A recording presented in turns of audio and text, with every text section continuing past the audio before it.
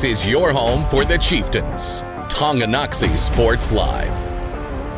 Tonganoxie Sports Live is presented by Kansas Insurance, locally owned and operated. Kansas Insurance agents have years of industry experience. Learn more at kansasins.com.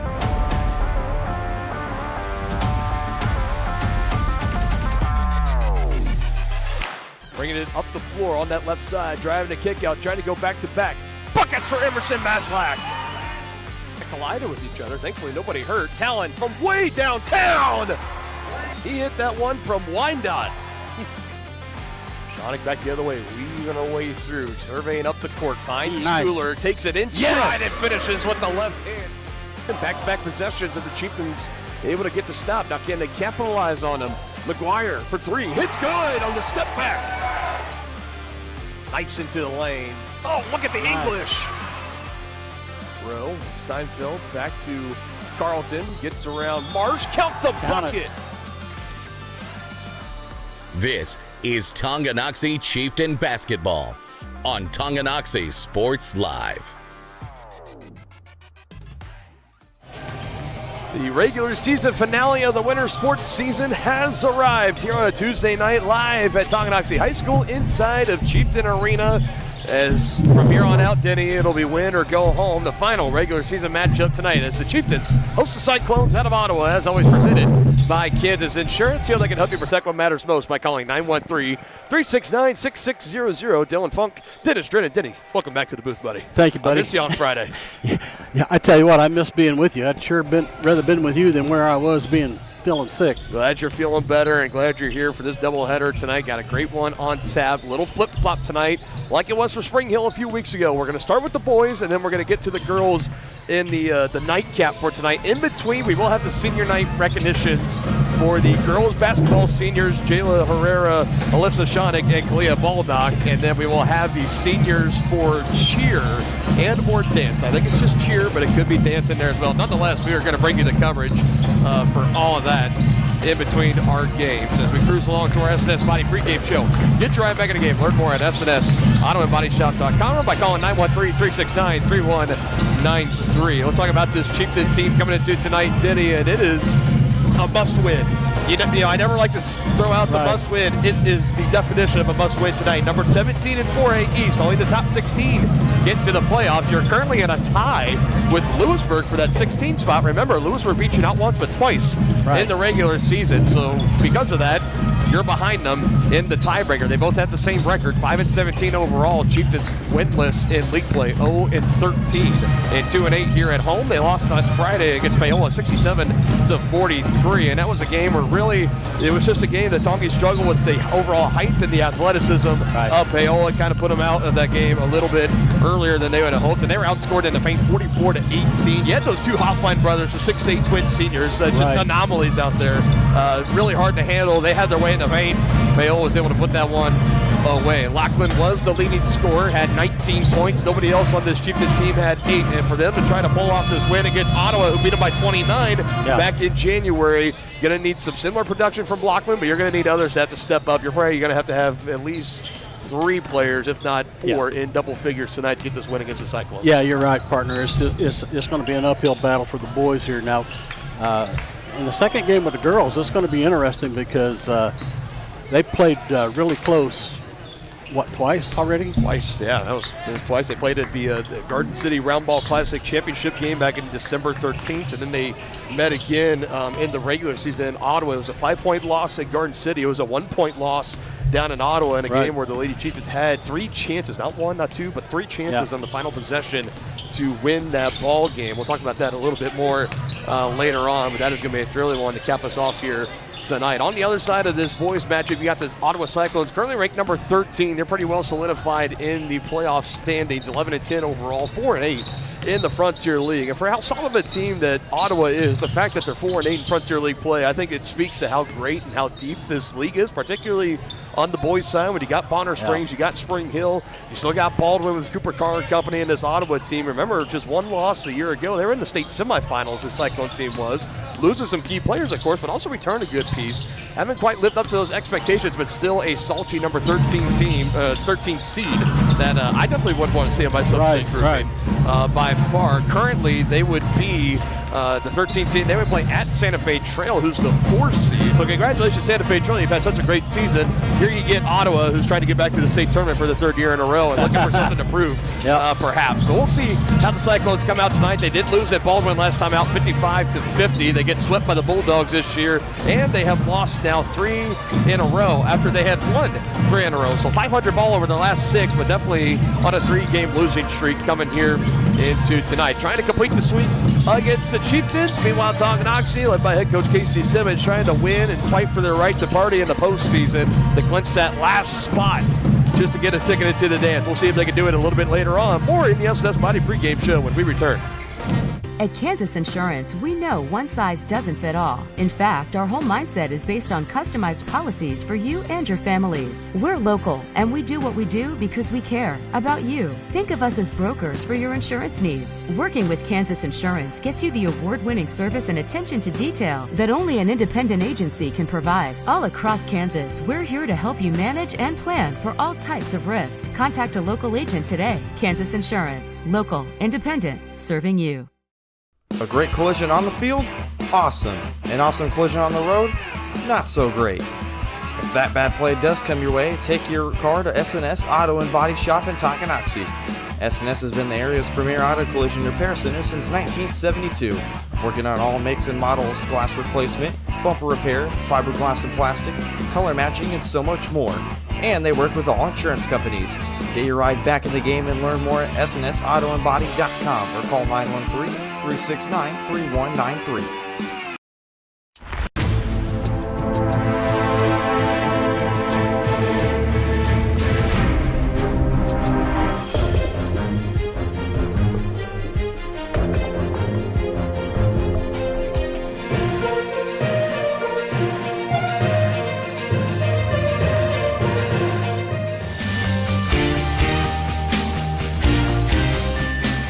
For a winning team, contact White Birch Properties, the real estate MVPs. Shop local and save at Brothers Market in Tonganoxie, where we treat you like family. Brothers Market has great everyday deals throughout the store. Enjoy fresh cut steaks from the meat department, the freshest fruits and vegetables from the produce aisle, and savor the flavors from the bakery. Check out their weekly ad to get the best deals on what you need. From apples to aspirin, Cool Whip to cool crisp lettuce. Brothers Market, open daily. Learn more at shopbrothersmarket.com.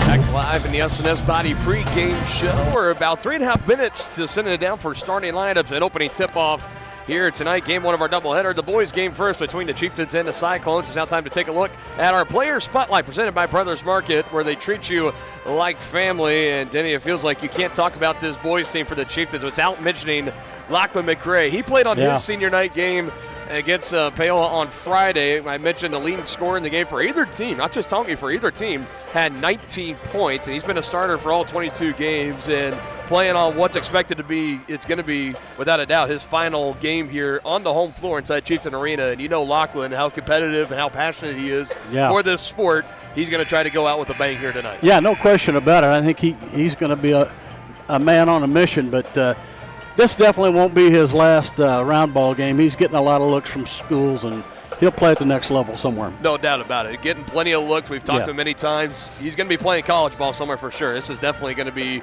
as of right now, if things don't change in the seedings, this will be his final game tonight, wearing the red, white, and gold of the Chieftains uniform tonight.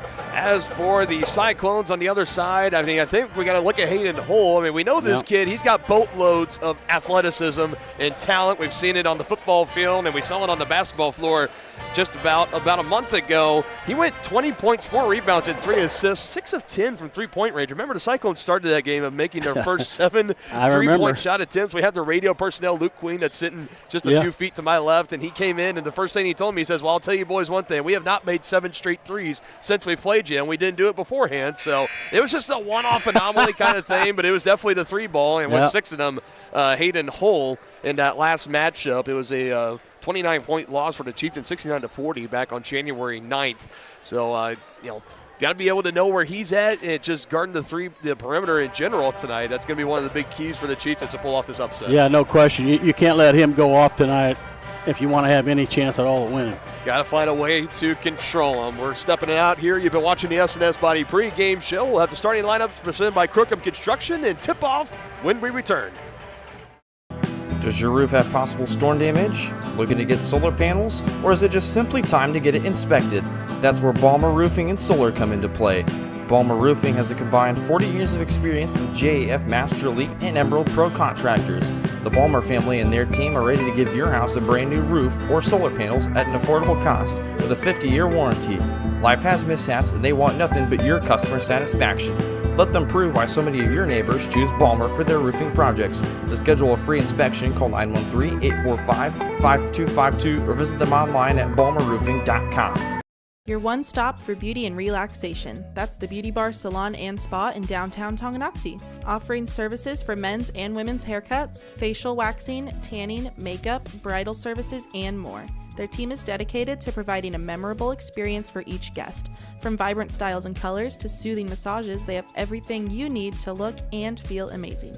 To make an appointment, call 913-347-2957 or visit them at 414 East 4th Street in Tonganoxie.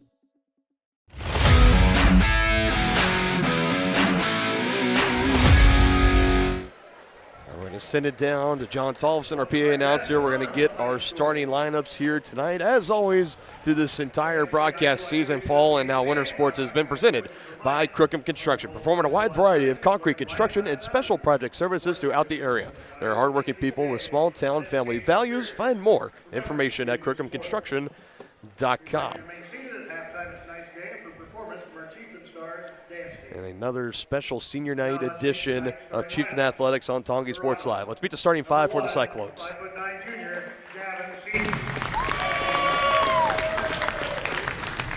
Number 2, a 6'3" senior, Hayden Hull. Number 3, a 5'10" junior, J.C. Morning. Number 23, a 6'1" freshman, Evan Askins-Dietrich. And number 34, a 6'3" senior, Aiden McCullough. Head coach for Ottawa, Cliff McCullough. And now for your Tonganoxie Chieftains.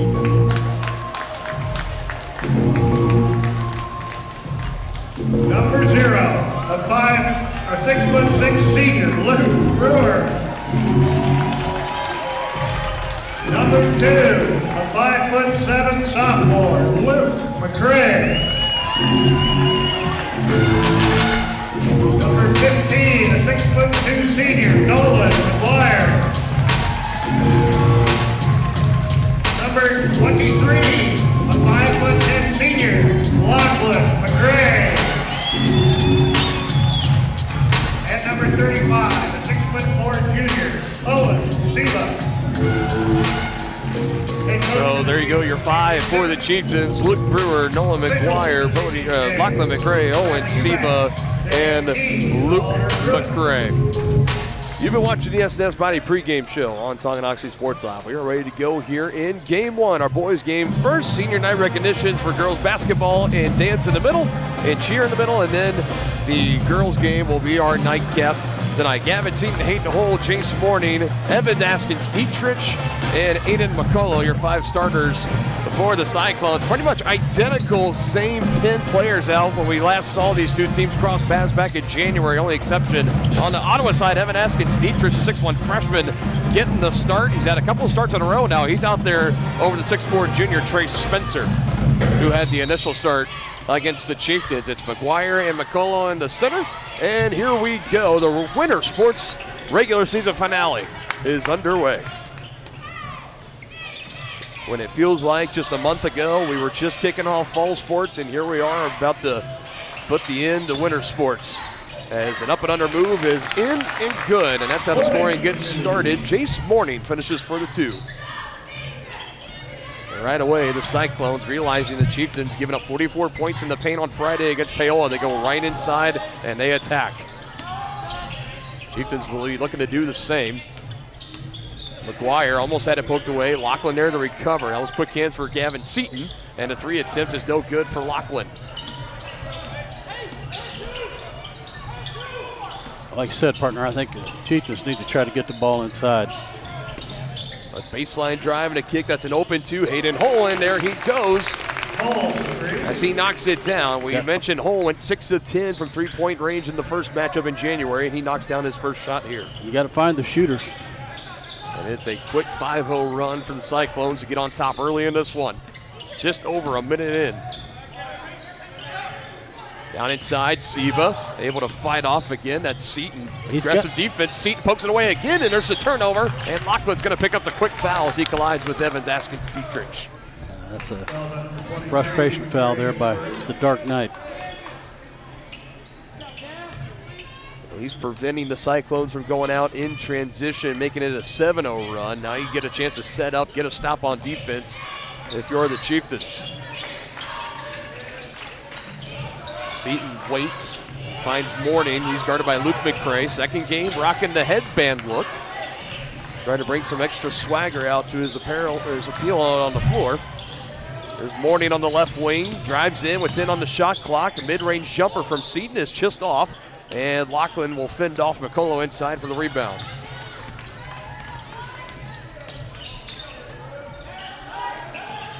Points in the paint, limiting the second chance opportunities on scoring for the Chieftains, or the rebounding in general. All that has to be on point tonight. As inside, Brewer gets the feed, but he can't get the finish. Going down to his feet, that's a free takeaway, as that was Morning that got tripped up, and it leads to an open 3 for Owen Siba. And that's the first points of the ballgame for Tongi.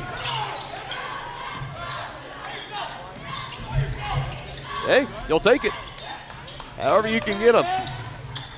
As unorthodox as it might be, gets the Chieftains now back within 2. Swinging across the way to Askins Dietrich. Down the middle, Hole passing out Morning, pulls up at the left elbow. Can't get the bank to go. It was hard off the heel. Getting rebound by Lachlan McCray there. He's bringing it up the floor, now trips. Lachlan lost his footing and he lost the basketball. Turnover number 2 for the Chieftains, and a denied block on the other end by Nolan McGuire, but Askins Dietrich hits an up and under move. And I'll tell you, don't let that overshadow. That was a tremendous breakaway block by Nolan McGuire. That had 2 points written all over it for Aiden McCullough, but instead it was Askins Dietrich that got the ricochet off the backboard and puts it in for 2. Now inside, threads the needle to Luke McCray. Luke McCray. Yeah, we need for Luke McCray to have one of his three-point nights. There's a travel on the Cyclones now, both teams That'll work. with 2 travels. And you mentioned how hot Luke has been. He's coming off a 3-point performance, just 1 3-pointer made Friday against Paola. He's played in all 22 games. He's made a handful of starts throughout the season for Coach Simmons as well, the 5'7" sophomore in his first year playing at the varsity level. He has been really hot from 3-point range. You mentioned that Fort Scott performance. He had 7, and like 4 of them in a row were in the fourth quarter. A big part the Chieftains were able to win that ball game. He had 3 more in that following game a week ago in Baldwin City with 3. So he's had 11 made 3-point baskets in the last 3 games, and now a foul inside as Brewer. I like what the Chieftains did there, though. They went down low, and Luke was able to pick up the foul. So that's the first on Seaton. Both teams with 1 team foul, and new 35 seconds on the shot clock for Tongi. Going up near the top to Siba. He's got 3 of the 5 right now for the Chieftains. Oh, no. Another turnover. Number 3 for Tongi, and it's another 2 points in for Evan Askins Dietrich. We know his older sister Leah's a tremendous ball player. The young freshman's been getting a lot of playing time here for 13th year head coach Cliff McCullough. He's got 4, and the Chieftains are going to call for a quick 30-second timeout. We'll go ahead and take it with them. Back with more Chieftain basketball on Tongi Sports Live. Your home for live, local sports. Varsity Sports Live delivers professional level coverage with high quality video and broadcasters that know your schools and community. Touchdown, Tonganoxie! With the support of local businesses, you never pay to watch varsity sports. Live, local, free high school sports coverage. That's Varsity Sports Live. Grass gets it away. Moore's down the middle. And he makes the catch in the end zone. Touchdown, Trojans. Keep up with the action at varsitysportslive.com. Live, local, free high school sports.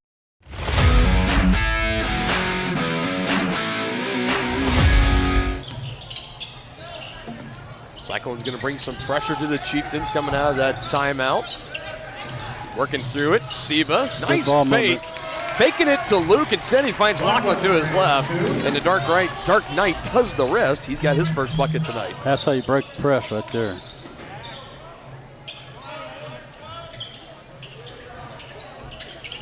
That was all for Seba. He sold that kind of a head fake like he was going to pass to the right wing to Luke McCray. He was open for a shot attempt, and it'll stay at this end with the Cyclones, but then turn into his left. Lachlan was wide open with a straight lane to the cup in front of him, and Owen made the nice pass as he gets the assist. A couple of subs in for the Cyclones, including the 6'4 junior, Trey Spencer. Then Moore kind of relegated to the first man off the bench role as this man, Evan Askins-Dietrich. Oh, there's 2 for 2. Yeah, from three-point range in general, as we're talking about. Cyclones have already hit a couple. And Askins-Dietrich, man, he has been, he puts together some solid minutes when we last saw him. He had 6 points, 3 rebounds, 1 assist, had a steal in the first time against the Chieftains. He played about 16 minutes in that ball game. And talking with their radio personnel, Luke Queen, he says that he has been getting more time in the starting role, about 6 games in a row now, and I can see why. He's been really impressive coming off the bench for him. At least so far in this one, he's leading all scorers with 7. That's Askins-Dietrich for the Cyclones, a 12-7 lead. 3-point on the way. McGuire goes right to the hands of Kipton Harder. Not a soul around Kipton as he gets the board and the points. Yeah, nicely done by Kipton. Little 2-for-1 there for Kipton and brings it back to a 1-possession ball game. Spencer thinking about it, instead goes inside. This is Aaron Blaine. He goes back out to Spencer. There's Darren Spencer to shoot the 3. Which I'll tell you, the way that Ottawa seems to shoot the 3 ball against the Chieftains, I'm not sure if you want to dare anybody to shoot the 3 ball. No, I don't think so either, partner. Now Spencer going to post up. Blaine dribbling around, trying to go back to Spencer. It's deflected, and the Chieftains get the takeaway.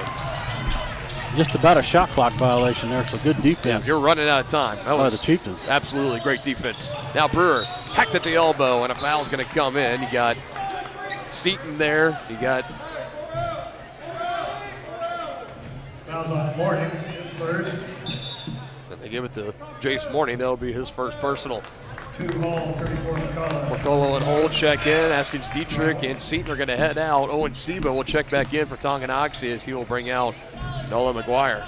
You know, I got to wonder for these players, Denny, how odd this feels to be playing the first game of a varsity doubleheader instead of a second. Yeah, this is the second time they've done it this season. And probably in the entire varsity career. There's Lachlan just short on that 3-point attempt. You know, for those guys like Lachlan that's been playing at the varsity level now for multiple years, I mean, they can count on one hand, including the 2 this year, how many they played in the first time. Clean block on the other end by Brewer. Now Lachlan pivoting around, splits defenders, and he forced that. Should have kicked that out. He had 3 defenders on him. Maybe trying to do a little bit too much. Now a feed inside, help defense just behind from Seba, and that'll be 2 more for the Cyclones, and the first bucket tonight for Aaron Blaine, who got the feed from Aiden McCullough. There's Aiden McCullough, going to go down in the record books as one of the better Ottawa basketball players in their program history. Over 1,000 career points and over 500 rebounds. Younger son of current head coach Cliff McCullough. And here's turnover number 4 for Tongi. Morning, the southpaw for the 3 is too strong, and Seba snags the rebound down. McCullough also earning multiple first-team all-league selections, all-state honors as well. Been a big reason why the Cyclones have made the trip to state and have made deep runs at the state tournament for now 2 seasons in a row, trying to get back there this year as a double-digit seed. Currently sit at 13 due to the Cyclones. Chieftains on the outside looking in. Need a win tonight to keep their postseason hopes alive, as Maslak can't hit the 3, and it goes over the top of the backboard for a dead ball. 63 seconds left to go in this first quarter as Luke McCray will check back in, and he'll take out older brother Lachlan. 2 more will come in for the Cyclones as well. Askins, Dietrich, and Seaton both will check back in as McCullough continues to make these substitutions for the Cyclones in tandem and pretty rapid, trying to keep fresh legs out on the floor.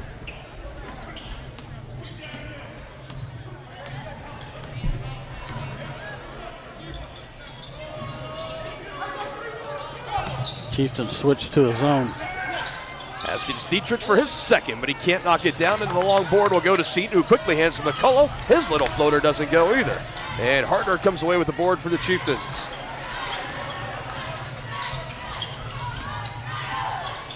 Couple of decent looks there for the Cyclones. Now Harder open with space. Can't get it to go. That was Mazlight that came soaring in, trying to get the rebound and leave some momentary numbers for the Cyclones, and they get back. Askins Dietrich, another close range miss, but that's Aiden McCullough on the board and the putback, and the lead is back to 7 for the Cyclones, set for the largest lead of the game right now, 10 and under, as the Chieftains can take the final shot. Would love to try to answer with a bucket here. Seba, good contest, goes down to the ground, trying to go with some contact, but nothing goes. And the first quarter ends with a rebound for Evan Askins Dietrich to go along with his 7 points. He leads all scores, and it's the Cyclones lead the Chieftains 16-9 as we head to the second here on Tonganoxie Sports Live.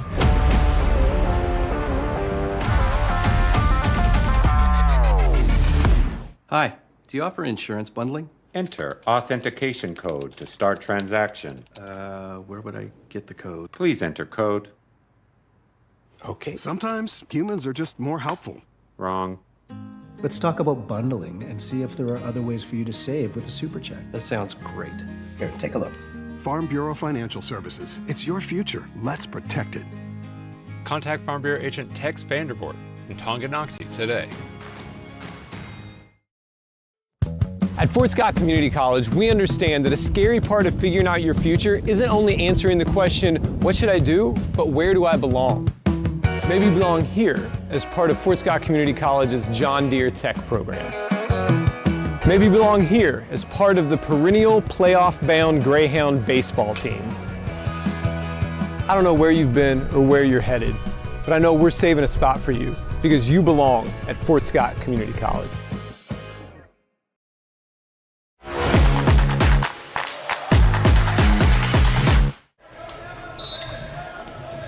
Start of the second quarter, 16-9 is the score. Cyclones leading the Chieftains. Dylan Funk and Dennis Drennan back here in the booth with you for one final time this year inside of Chieftain Arena.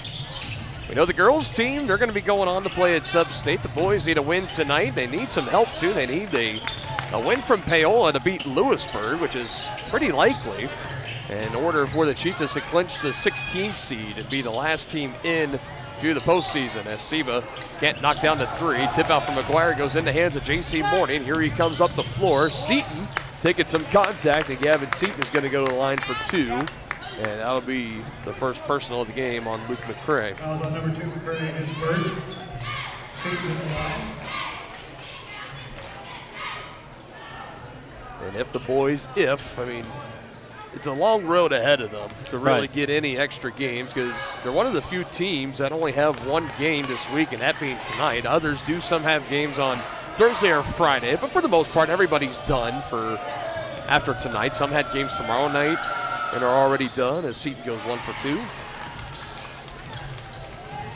But without a doubt, they need a win tonight. If they lose, they are eliminated and will not be able to qualify for postseason for the second time in 3 seasons. With a win, they get to the 16th seed right now. They would be on the road at the number 1 seed. Rock Creek Mustangs is where they were just last year, not even a calendar year ago in Sub-State. Here's a throwaway, turnover number 5 for Tonga. McCullough waits and lets Seba blow by, and he finishes for 2. He's got 4, does Aiden McCullough, and the lead's now up to 10 for Ottawa.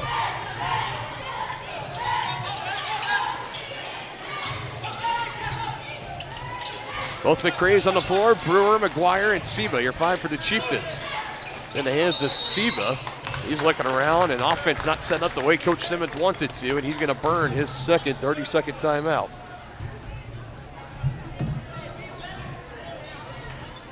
Timeout, Tonganoxie. Looking for some more ball movement, just wasn't happening there, so that forces the hand of Coach Simmons. He'll be left with 3 to go in this contest. Chieftain Athletics tonight presented in part by the Tonganoxie Public Library. Why pay for downloadable audiobooks when you can stream them for free with a Tonganoxie library card?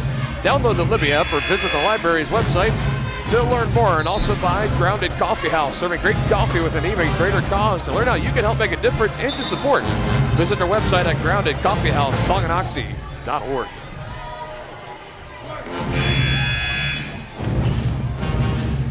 So out of that timeout, there will be 19 seconds on the shot clock for Tonganoxie. See what they came up with out of that first timeout called.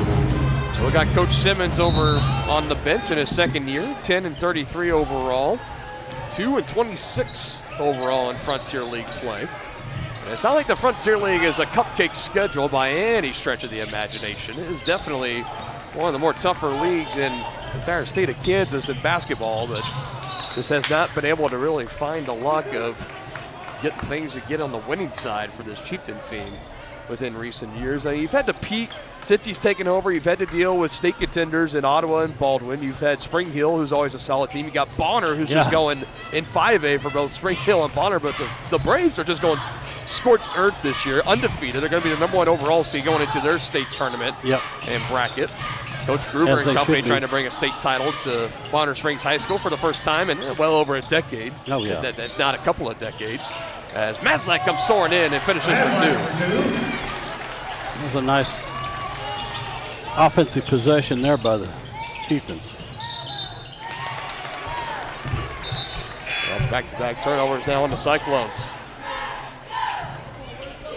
21 Holthouse in the game for Both teams now with 5 turnovers. We'll see our first minutes from Roman Holthouse as he checks in from the scores table.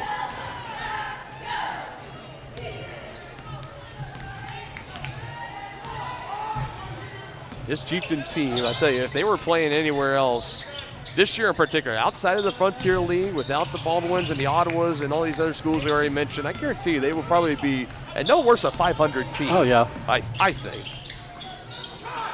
Like if you go down to that Southeast Kansas League where you got Fort Scott, you got Coffeyville, you play Pittsburgh, some of those schools down there. I mean, we saw them beat Fort Scott and beat them pretty convincingly. Outside of the 7 3-pointers made by Luke McRae that night, the Chieftains played a terrific basketball game and were in it for pretty much the entirety of it.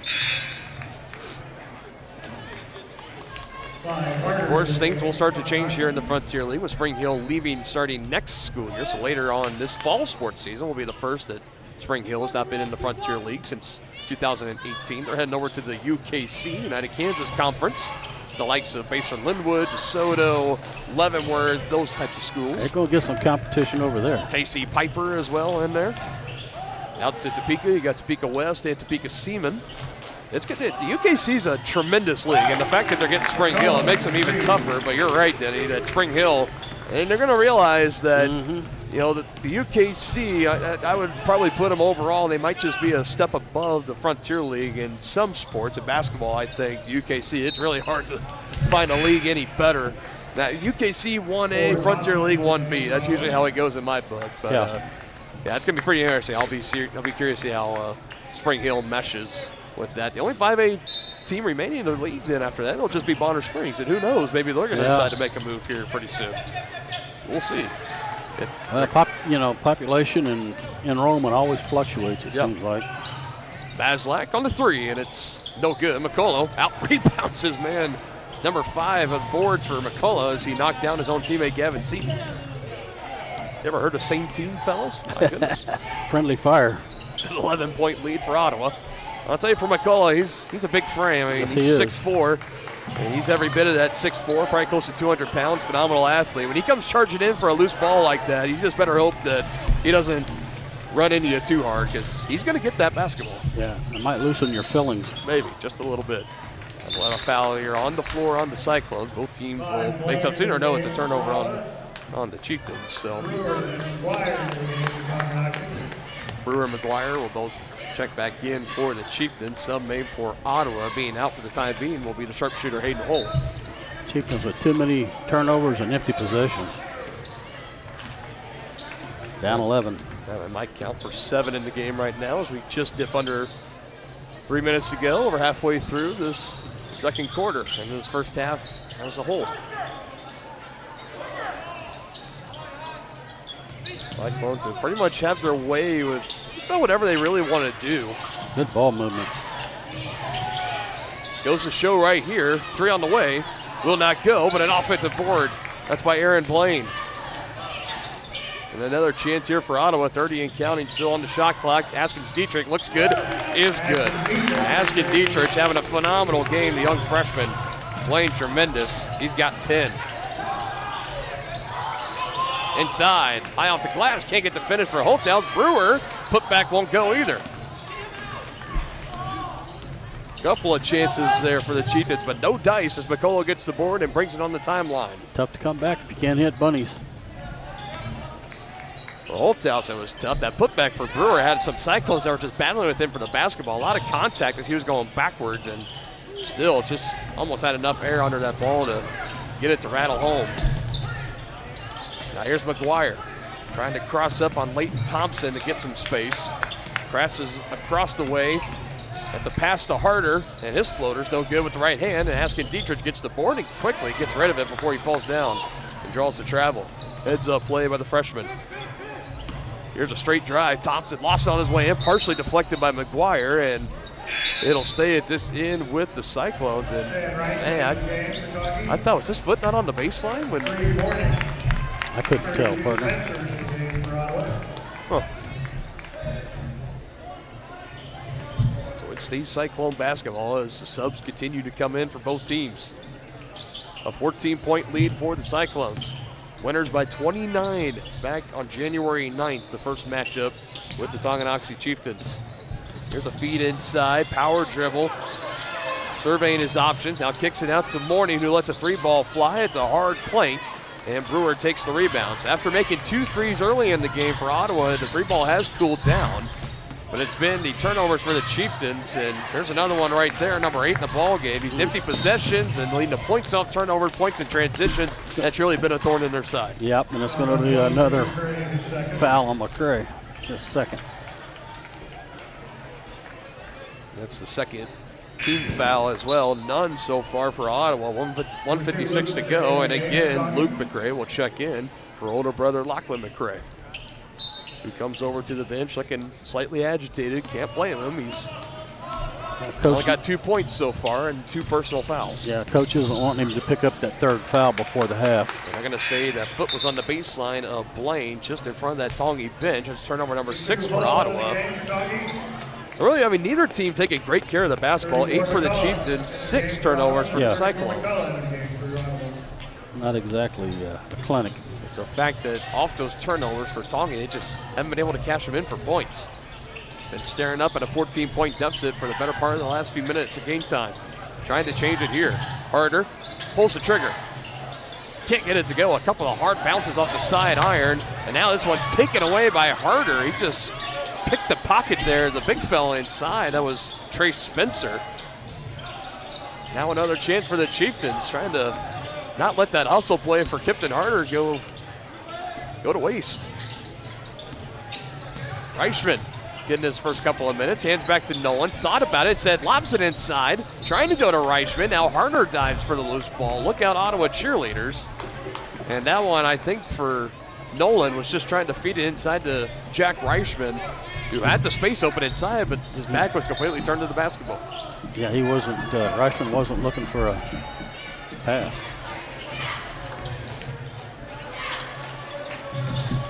Now 9 turnovers for the Chieftains as we got the final minute. Break down this first half, all that and more coming up in the White Birch Property Realty Executives halftime show. Morning gets through multiple defenders, can't go off the glass. Brewer gets the rebound on the ricochet. His 3rd board of the first half.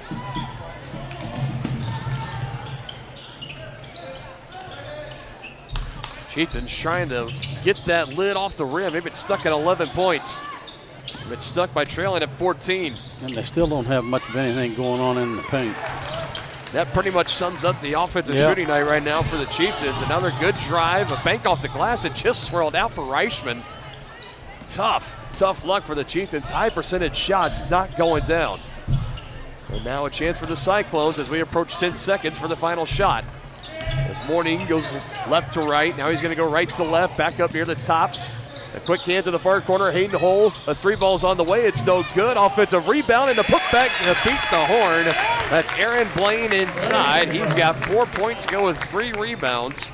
And the Chieftains will head to the locker room down 27-11. 16.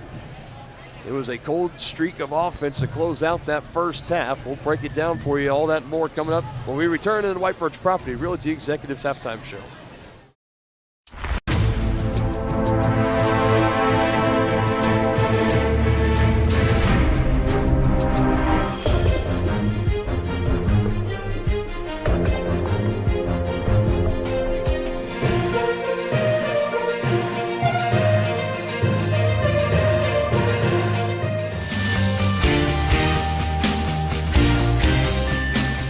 For a winning team, contact White Birch Properties, the real estate MVPs.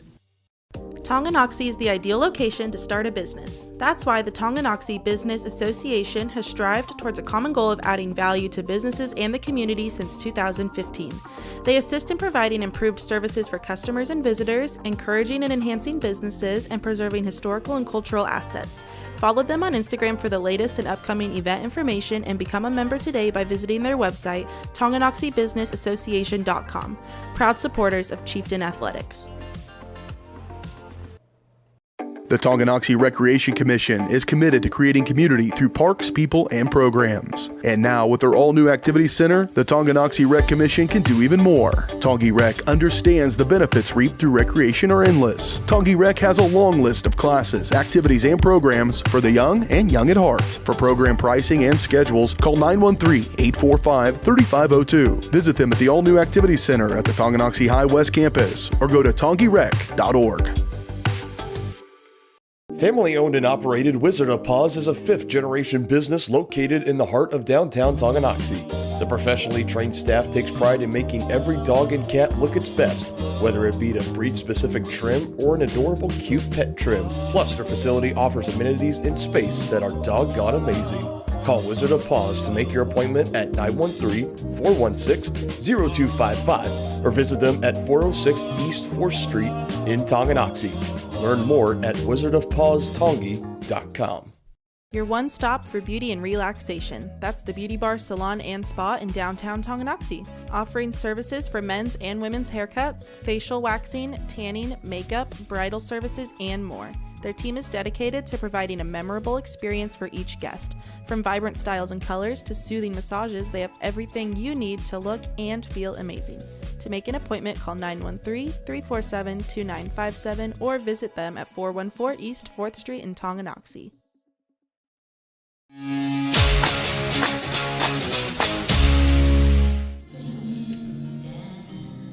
Looking back in, a beautiful, nicely done performance there by our Chieftain Stars dance team.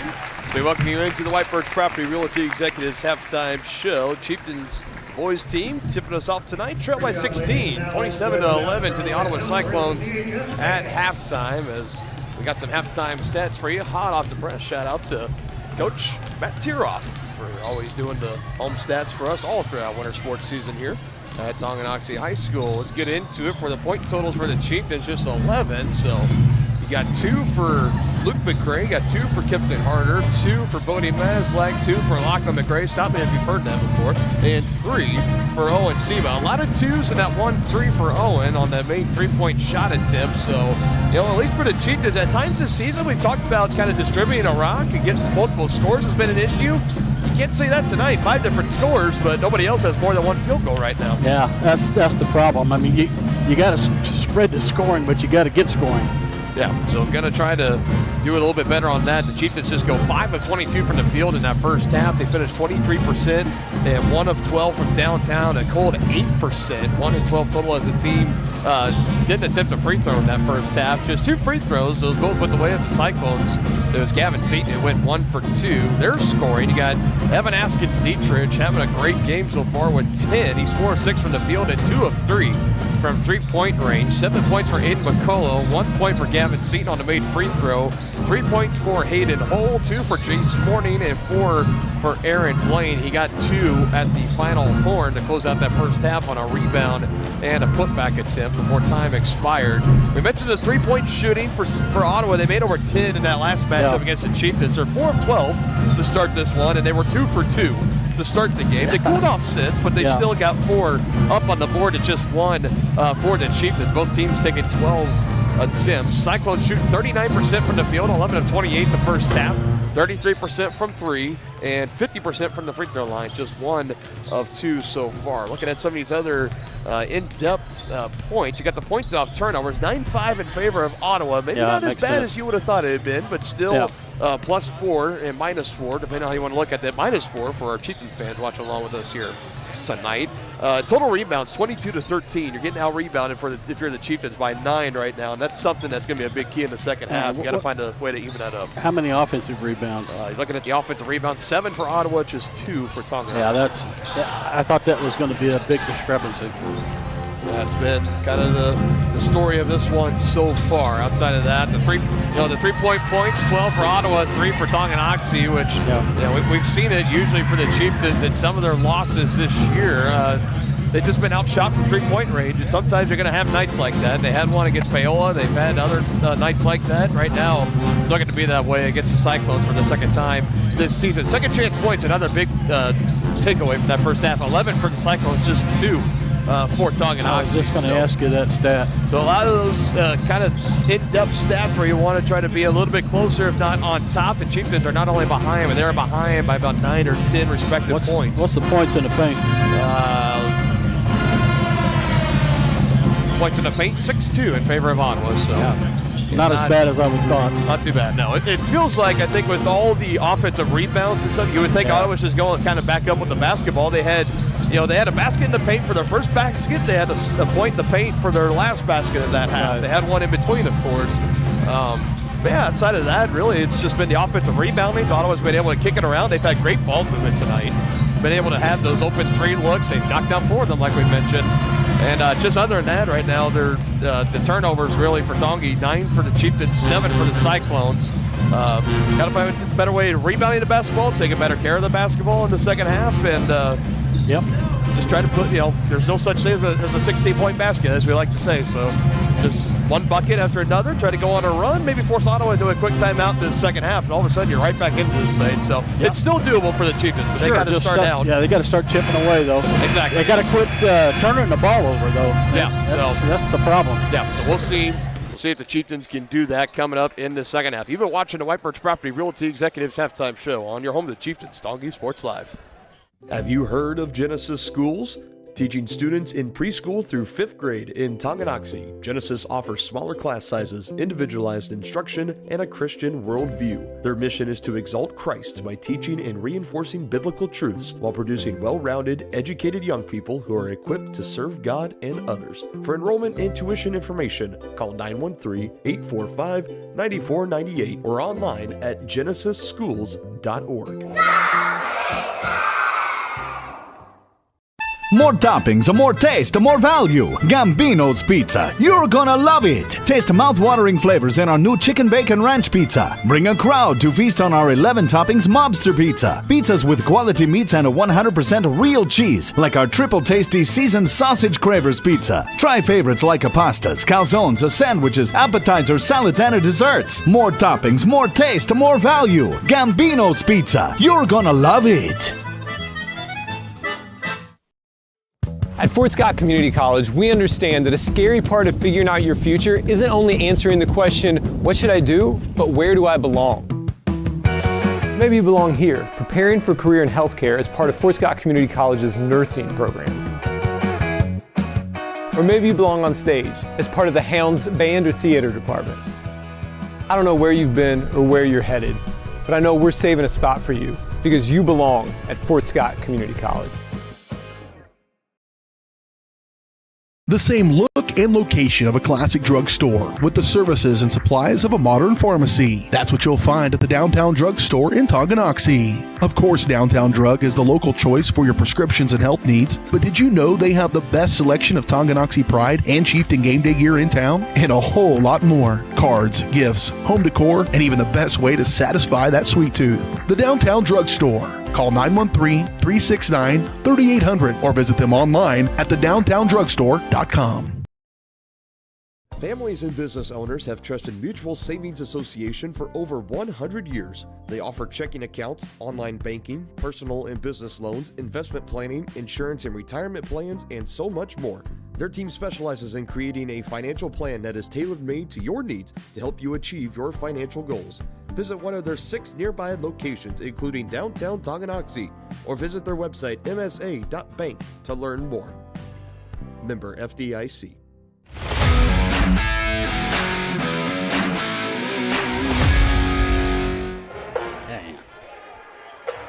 Looking for a better start here in the second half for the Chieftains. They open up down 16, 27-11 to the Ottawa Cyclones. Ottawa will open up with opening possession of the basketball. Dylan Funk and Dennis Drennan here with you. Second half action coming your way. Then in between our boys game and our girls game, we will have the senior night recognitions for the seniors of girls basketball and the cheer team. We will stream those for you right here uninterrupted on Tonga Sports Live. Then we'll go into our Brothers Market post-game show, wrap up our coverage of this boys game, get you set for the girls game back in the SNS Body pregame show, and then we'll have tip-off away in that one. The number 5 in 4A East, Lady Cyclones against the number 10 Lady Chieftains in the regular season finale. The Cyclones have won the first 2, looking to take the third tonight against Tongi. Meanwhile, for the Chieftains, Alyssa Shauna, Kalia Baldock, Jayla Herrera, you know those 3 seniors, they do not want to go out with a loss. It should be a fun one coming up a little later on tonight, as the Cyclones should have been a shot clock violation. Nonetheless, it's a stop for the Chieftains. You did have a block in there inside. I believe that was the second of the game for Brewer. Got a piece in there. A couple others as well that could take claim to that. Another good defensive stand for the Chieftains. They've had a couple. Seba is denied inside. As Hayden Hole says, I want in on this block party. He gets his first. Now Askins Dietrich up the floor and runs into Luke McCray, and Luke is going to get charged for the block, and that'll be his second personal.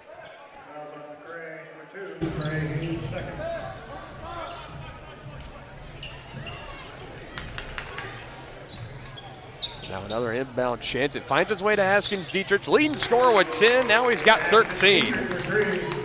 And that's now his last 9 points. Coming from three-point range, and he's got 13. You think that freshman has a future in this game?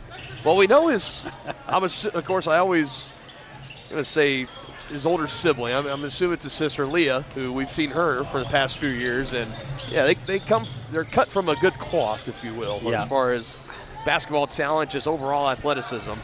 Here's another 3. Can't go back-to-back. That one from Gavin Seaton. Rebound taken by Luke Brewer.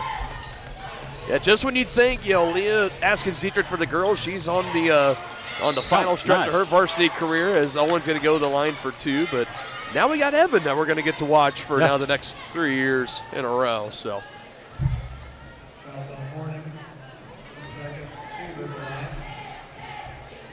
here's the first free throws of the game for Tonganoxie, and it'll be the 6'4" junior Owen Seba, who, if he will come back and play next year for his senior year, will be in his second year starting at varsity. This is his first this year.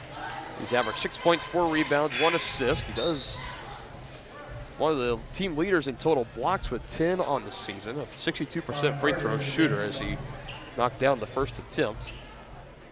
He's only been scoreless in 3 games this season. He currently sits at 5, potentially pending this next free throw attempt. Trying to get in double figures tonight for the first time since a couple of Fridays ago up at that game at Fort Scott. As that'll go out of bounds on the miss, and it'll stay down here with the Chieftains. Buddy Maslak will now check in, and he should be bringing out, I thought he was going to be bringing out Seba the way he was waiting off those free throws, but he'll bring out Nolan McGuire instead.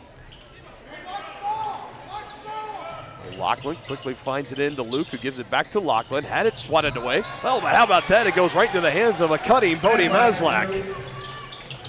That's twice Bodie's done that. Just the way you draw it up.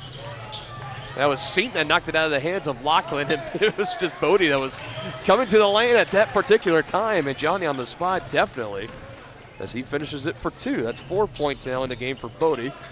Here's Lachlan on a left wing 3. That's no good. And Bodie, I mean, if there's going to be a photo shown to officials that say this is an over and back call. Over the back, yeah. On the back of Hayden Hole like a backpack. He's just needed to put a saddle on him. Riding him like Seabiscuit. Bodie will pick up his first personal, and he will get checked out of the game for the time being. I think that was more of a predetermined sub out. I don't think that was something Coach Simmons says, you know what, no, you need to come out after committing that last foul. Great effort, just trying to crash in and get that board. I mean, Bodie's been doing it all season. Well, we've talked about him in football. He's not the biggest guy out there. He's got a little bit of undersized to him. He's one of the toughest, though. He's one of the toughest, and that undersized mentality he's got a little chip on his shoulder about it, and he plays like it. Was just trying to out-jump and out-position Hayden Hole for that last board. Just couldn't quite do it. Speaking, that's Gavin Seaton that just picked up his second personal for Ottawa. He almost pokes this away from Seba.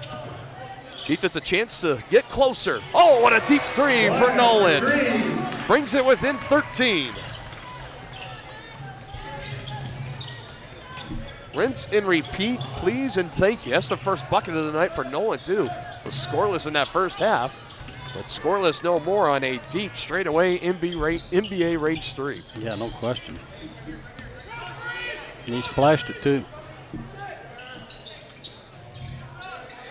Shooting 40% from three-point range this year has been Nolan McGuire. There's a step back to answer. Morning, he does. Morning for 3. Just when the Chieftains starting to get some momentum build up, was looking for a stop, but a good step back 3 from Jace Morning, and now a timeout called on the floor. I believe it was Ottawa and Coach McCullough that took that timeout, so it'll be their first spin. And now it'll be 4 remaining for Ottawa, 3 still remaining for the Chieftains. Let's take a real look what we got coming up here. Again, we are down to the end of winter sports season. So this is the final regular season game here tonight. The final game we will have inside a Chieftain Arena. And the boys, they need a win here tonight. Currently down, now back by 16, 33-17 to the Cyclones. They need a win here tonight. They need a Lewisburg loss this week to be able to leapfrog the Wildcats from that 16 seed. And if they do that, they will play in Sub-State next week on the road at number 1 seed Rock Creek. As for the girls, they're in the Sub-State. It's just a matter of what seed they'll be and where they will be going. Currently ranked the 10 seed right now, as Lachlan prevents another turnover. And with the win tonight, the Chieftains can move up to as high as the 9 seed, and with a loss, they could fall to maybe about as low as the 11 or 12 seed. So still a lot to figure out on that girls' side. The boys' side, it's pretty cut and dry. You win, you at least give yourself a chance. You lose, that'll do it for this year. Off the second chance. Harder for 3, no good. McCullough, head of steam, passes back to his right. Hole drives baseline 3, defenders around him. Now an extra pass to Askins Dietrich, who splashes it down. 4 straight made threes for Evan Askins Dietrich. He has the hot hand tonight against the Chieftains, and he's got 16 in the ballgame. Harder trying to answer, but he traveled. He did. And with 3:50 to go in this third quarter, the Cyclones knocking on the door of a 20-point lead. It's at 19 right now. That can change on this possession. Couple of subs will be coming in out of this next stoppage for Ottawa. You'll have Blaine and Spencer both checking back in. It's in the hands of Morning, behind the back, crosses over Harder. Now a floater in the lane, can't get it to go. Would have been a nice finish on that sequence for Jace Morning. Instead, it's a rebound for Nolan McGuire as he comes across the timeline for the Chieftains. Now Harder skips it over to Lachlan in the far corner. Double team close it in. He passes out of it. Crossed away and an extra pass from Luke to Harder. Now inside to Lachlan on the low post. McGuire, a deep 3 on the left wing is good.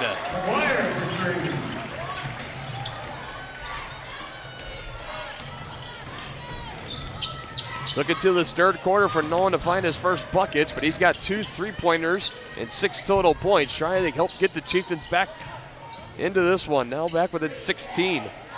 He's looking for some stops on defense.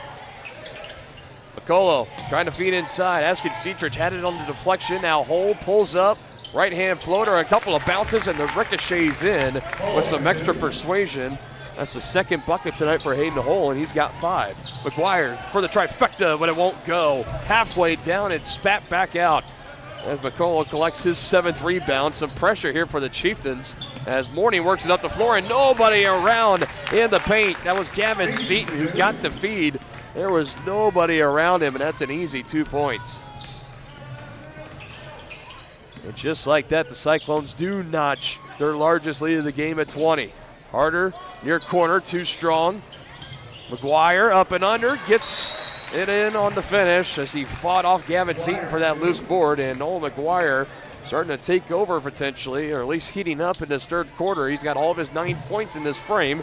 2:04 and a full timeout taken here by Tonganoxie, and we'll go ahead and take it with them.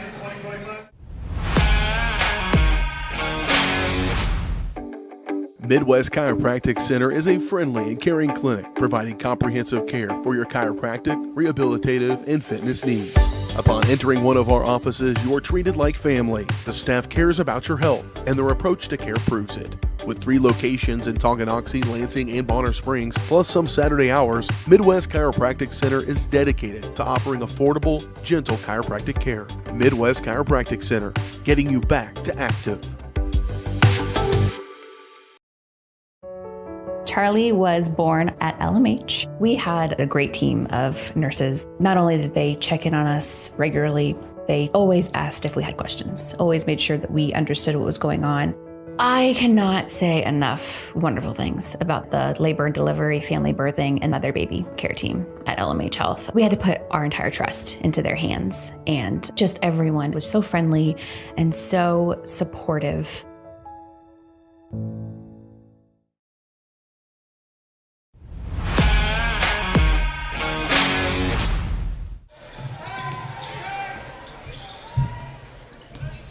Final 2 minutes in this third quarter.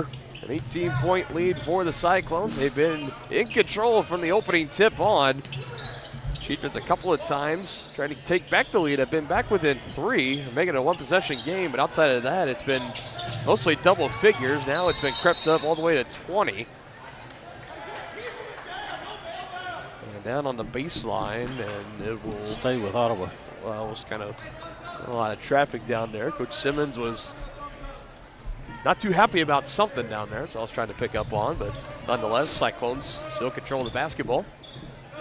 Game 1 of our doubleheader tonight. No, you did not miss the girls' game, as Bodie's going to pick up a quick foul here, trying to get in front of that pass. That's his second personal. For why the boys' game is first tonight and the girls are playing second, I 100% can't tell you why, but it's something to do with the lack of C team for the Ottawa boys. They don't have a boys freshman team or a C team. Yeah, because we actually saw Riley Beach coaching the JV. We did. Which was great to see. I think usually in those JV games, you usually see Connor Burton step up. He's usually the head coach in those games, but it was Riley's turn today, which I know for you and I, we've known Riley since he was in grade school. Yeah, the whole Beach family. Fella. You and I was setting up, and I was watching you, watching down, and during timeouts, because the Chieftain bench is right there. During JV games, the crowd isn't as big, the music isn't playing, there's no PA, so you can hear during timeouts and stuff. And just hearing Riley holding the clipboard and was talking with the players and coaching them. And I thought he was doing an outstanding job. Yeah, he was doing a good job, and it was a good game too. But you and I were just looking at each other, and it's like, man we get old. Yeah, that's how it was you and I, we shared that look with one another, and I felt it, and I know you feel it. I know. Yep. No offense, being over 70 years old. Yeah. Well, that's a privilege a lot of people don't get to have. Riley's joined the staff this year for Coach Simmons. His second year for Coach Simmons, first year for Riley, and I love Coach to see Burton in there too. I love to see these alumni giving back to their school and their community. It's really nice to see. Pass a little bit behind. There'll be a takeaway as Reichman collects into Maslak, who runs into the straight knee of Askins Dietrich, and out of that, Blaine takes it back. Here he is with it. Can't finish on the up and under. Crazy sequence there. It results in Lachlan McRae coming back the other way. Nolan can't get it to go. Yeah, talking about that partner when we did the boys' duel against Holton. Yeah. Gad Huseman was he's helping coach the boys too. Yes, so another shout out to him. That's another one. Yep. Gad had a twin brother Zeb. They were in my graduating class back in 2018. Good family. Tremendous wrestlers too, Gad Yeah. especially, and so fitting to see him back there, Matt Sy with head coach Brett Delich, their team, as the horn sounds, and that'll do it here for the third quarter. And we head to the fourth. Ottawa 24, Tonganoxie 24, 42-24. Yeah, they just flipped the numbers on them. Yeah, the palindrome score. How about that? Fourth quarter action when we return here on Tongi Sports Live, your home for Chieftain Athletics. Does your roof have possible storm damage? Looking to get solar panels? Or is it just simply time to get it inspected? That's where Balmer Roofing and Solar come into play. Balmer Roofing has a combined 40 years of experience with JAF Master Elite and Emerald Pro contractors. The Balmer family and their team are ready to give your house a brand new roof or solar panels at an affordable cost with a 50-year warranty. Life has mishaps and they want nothing but your customer satisfaction. Let them prove why so many of your neighbors choose Balmer for their roofing projects. To schedule a free inspection, call 913-845-5252 or visit them online at balmerroofing.com. Inviting, connecting, serving, and growing. That's Grounded Coffee House in downtown Tonganoxie. Enjoy the best cup of coffee in town 6 days a week and pair it with freshly made from scratch pastries, muffins, cinnamon rolls, and so much more. Plus, check out their beautiful event center, Grace Hall. Perfect for your next gathering, celebration, wedding, and party. All profits go towards local and international charitable projects and organizations. Drink local, support local at Grounded Coffee House. Place your order for dine-in or carry-out at groundedcoffeehousetonganoxie.org.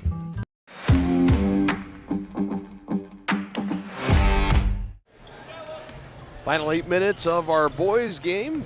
42-24, the lead for the Cyclones. It's a quick takeaway for Hull, and he lays it in for 2 points on the other end. And that is how this fourth quarter gets started. Dylan Funk and Dennis Drennan here, still with you folks. 7 points tonight for Hayden Hull.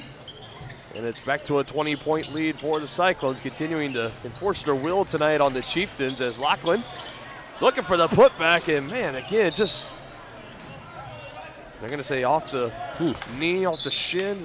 I don't know if Nolan, so that'll be Cyclone basketball. And that little sequence right there, I mean, that kind of goes to show how tough the offensive struggles have been tonight for the Chieftains with these kind of higher percentage shots that more often than not they make it in just about any other game. But tonight, for some reason, I mean, I can think of a handful that's like I'm getting ready to call it as 2 points and put it in my score sheet, and it's just like, oh, wait a minute, it didn't go? My goodness. Just tough luck. Lachlan again. And we'll at least go to the line for two. Lachlan's had a quiet night. Just 2 points so far for him.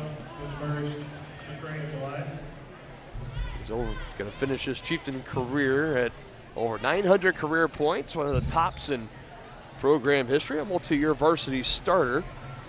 Been really getting playing time at the varsity level in all of his years here at Tongi, but he's been a starter for the past 2 years and pretty much a sophomore year too. He was getting some starts there as well. He was the first one off the bench, I think, when he was a sophomore. He's had 10 or more points in 19 of the 22 games coming into tonight, and the make free throw there gets him just a little bit closer, but with about 7 minutes to go, and now a foul going to be called here on Nolan. Now we'll send McCullough to the line. I would imagine for Coach Simmons, seeing that this is going to be the final game tonight for the Chiefs. Again, they had to win this one tonight. If you lose, it doesn't matter what happens for Lewisburg, win, lose, or draw, that the Wildcats are going to get that final playoff spot, the 16th seed, to go play number 1 seed Rock Creek in the first round of Sub-State next week. Yeah, congratulations. You secured the last seed. You get to go play the number 1 seed, Rock Creek. Well, again, I mean, that's what you and I have talked about. You just need a ticket into the dance, and you can't win if you don't play. That's right. That was the case for the Chieftains in a season that hasn't gone their way, only 5-17 overall, and right now, down back by 19 points. It was 7 minutes to go. Looking at 0-14 in league play. Not a win against a team in the Frontier League, which is not what you're looking for. Yeah. Lachlan, 3 on the way, will not go. He's had tough shooting luck tonight, too. It's been contagious. Yeah, so right now it'd be the Chieftains of Tongi, and then you got all the way down south, you got the Vikings of Parsons. Those would be the two teams that would be left out of the postseason come sub-state time in a week. So pretty much all you got left. You might as well put it out on the table here for Tongi for this final 6.5 of this one. No, I think if you're another turnover. And Hull can't get the finish. McCullough trailing behind, gets the 2. And Aiden McCullough's now got 9. Hull was wanting a foul, but he didn't get it. Cyclones get the points nonetheless. There's Reichman driving a kick. Extra pass open for McGuire. It's good on the 3 ball. McGuire for 3. A good late feed there by Lachlan to set him up. It's the third 3-point bucket for Nolan. Didn't have a point until the third quarter, so all of his 12 points now coming in this second half. And a feed inside, and we'll have another whistle and a foul. And that'll be against the Cyclones, so it'll be Chieftain basketball. Little screen, I think. Be interested to see with the postseason going out for both boys and girls this year. I don't know if you know, Dave, the formats have changed a little bit for postseason. Oh, yeah? So we have our sub-state games, but then quarterfinal games are going to be held at neutral sites.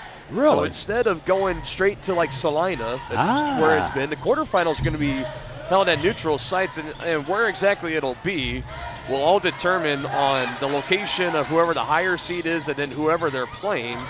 And it all falls within a certain kind of radius of, you know, a visiting school will travel no greater than 250 miles. So like if you had a team like if Wyandotte was playing a team, you know, out of Wichita, for example, like instead of playing one of the host venues is at Kansas City, Kansas Community College, well, that's the closest to Wyandotte.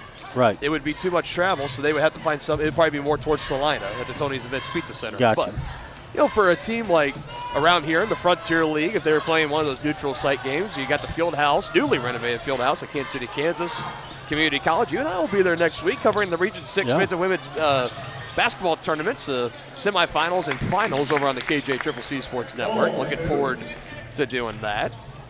But I just thought that was kind of cool because you get be a chance for both teams to kind of get their fans into the buildings, and you win your quarterfinal game. Then 4A this year, the state semifinals and finals are held in Hutchinson, not in Salina, as McGuire finishes for 2 more. So I'll be interested to see how that all works out throughout the postseason. That's for 4A boys and girls going to Hutchinson this year as well. But should be a lot of fun.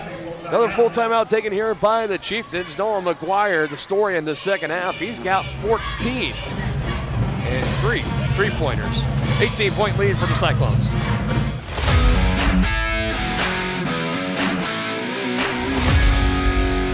Has your furnace left you out in the cold? Pipes plugged? Are you underwater with your water heater? If so, you'll be glad you called Ladd. Ladd Service Company in Tonganoxie has been your heating, cooling, and plumbing specialist since 1986.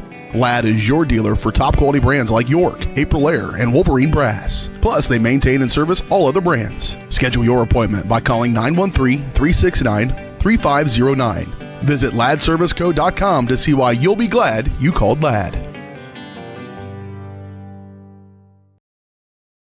For projects big or small, Southern Star asks you to always call 811 before you dig. It's free, easy, and keeps our community safe. After calling 811, a professional will use paint or flags to mark buried utility lines within a few days. And calling 811 is the law. Hitting underground lines can disrupt utility service and cause serious injury. Safety is in your hands. Every dig, every time. Cyclones getting the inbounds in, up by 18. Chieftains did bring a little bit of pressure there, but I backed out of it late. We're closing in the halfway mark of this fourth quarter. Here's a takeaway. Reichman trying to thread the needle. Didn't quite have enough on it to hurt her, so trying to peel the offense back out. Lachlan trying to fight for it, literally crawling on the floor, and it just goes out of bounds. And again, it's just been that kind of night tonight for the Chieftains. Definitely not one that they were hoping for, that's for sure. Yeah, there's no give up in Lachlan McCray, though. No.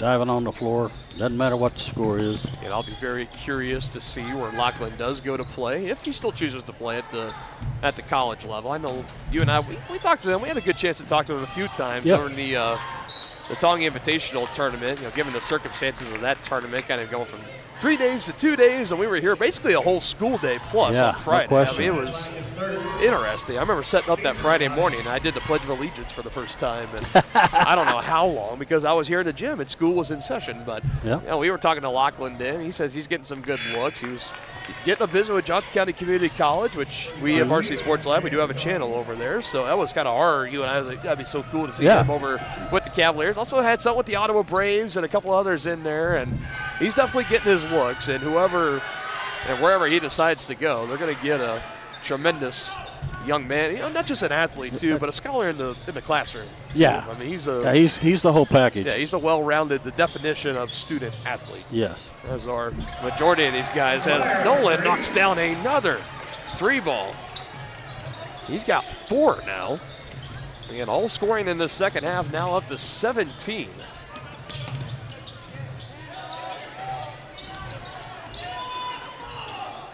I think right now it's just a case that might be too little too late. Yeah. Nolan's going to get the foul tag to him there. And that'll be his second personal. And once this game is done, if it's like the boys' game, they're going to roll right into the senior night recognition. It'll be the seniors for girls basketball and cheer, and we will bring those for you on the stream uninterrupted. As Seba head of steam, Owen going to challenge Aiden McCullough, and he's denied. And good sportsmanship by McCullough, going right back over and helping Seba up off the floor. And that'll be it went off of Seba.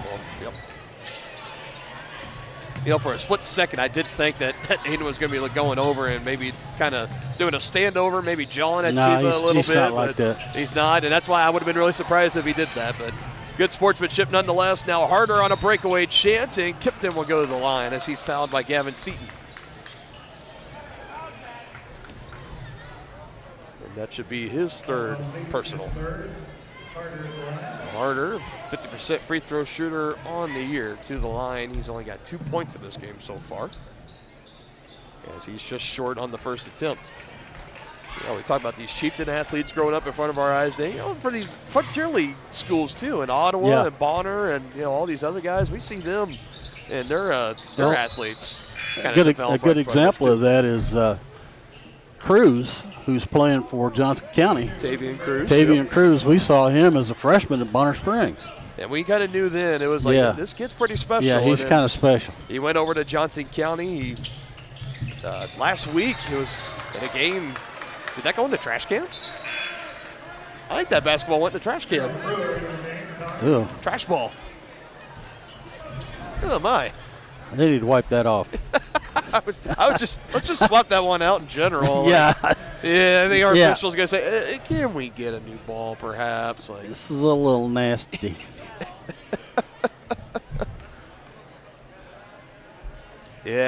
So we're just going to set that one out, and we're going to wipe it down. Okay. I'm going to wipe it on Riley's shirt. That's nasty. I don't think I've really seen a basketball just go into the trash bin. And no. It's official. And Coach Simmons share a laugh, which I'm sure for both of those gentlemen could say, I could probably count on one hand the amount of times I've seen a ball that's the first time go into I've a seen trash bin and then have to bring it out, wipe it down. And I figured maybe at least get a spray bottle, some sanitary, kind of something or other to clean it, but wipe it on the towels and call it good as Luke Brewer finishes for 2 more, and Coach Simmons will take another full time out here. That's always something here. We'll go ahead and keep it here for the time being. Chieftain Athletics tonight presented in part by Wizard of Paws, Tonganoxie's family-owned pet grooming salon, where they combine 40 years of experience. Schedule your pet's appointment today at wizardofpawstongi.com, and also by Kansas City, Kansas Community College, whether you want to take classes in high school or after graduation. KCKCC is in your backyard. Check out how college can help you today at kckcc.edu.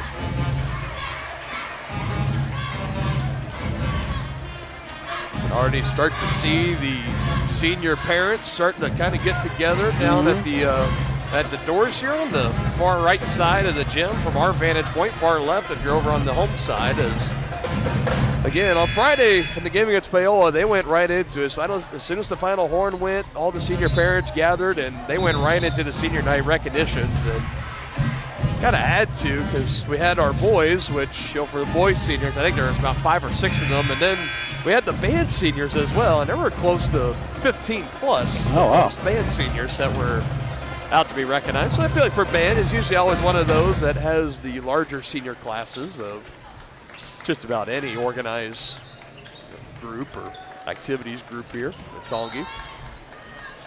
Charles Van Middlesworth, Mr. Van as they call him in the hallways here at THS. As Reichman trying to fight for that ball. Instead, it's Seton that comes away, but he eventually does lose it. It's to Lachlan and McRae. A pull-up at the elbow, just short. And a rebound tipped. Seba has it. Thought about taking the three. I thought he was going to go ahead and do it. Now Nolan, no good from the right wing. Chieftains still fighting hard here, and under 2.5 to go in the game. Pull to Askins Dietrich, and Evan is able to finish for 2 more. As he's been having a great night tonight. 18 points for him, just in front now of Nolan with 17 for the title of leading scorer. Here is Nolan with it. Rifles across to Luke McRae, who splashes down his first 3 ball. Luke McRae for 3. So, I mean, within 12, 153. Now I think we have 14 fouls. That's number 4 for the Chieftains, and it's number 3 on Lachlan. 3 team fouls for the Cyclones. So, the game's not, seems like the Cyclones are more likely going to win this game, but it's not quite over yet. No, Chieftains haven't quit yet. There's 2 more as McCullough will finish it on the feed from Hull.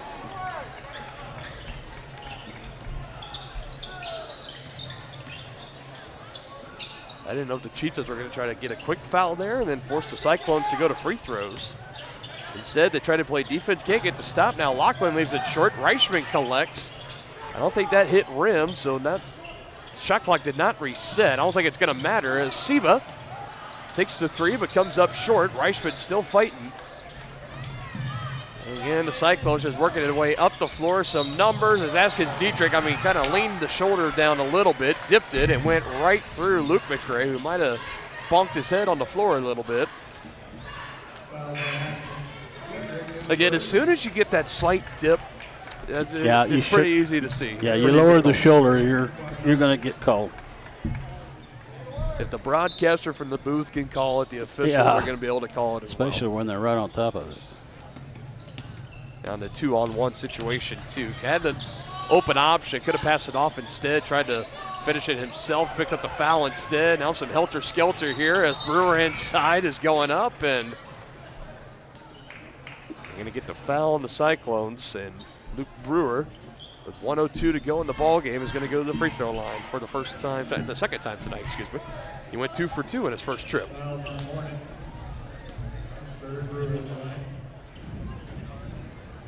Senior parents for girls basketball and cheer continue to stand aside and wait for their time.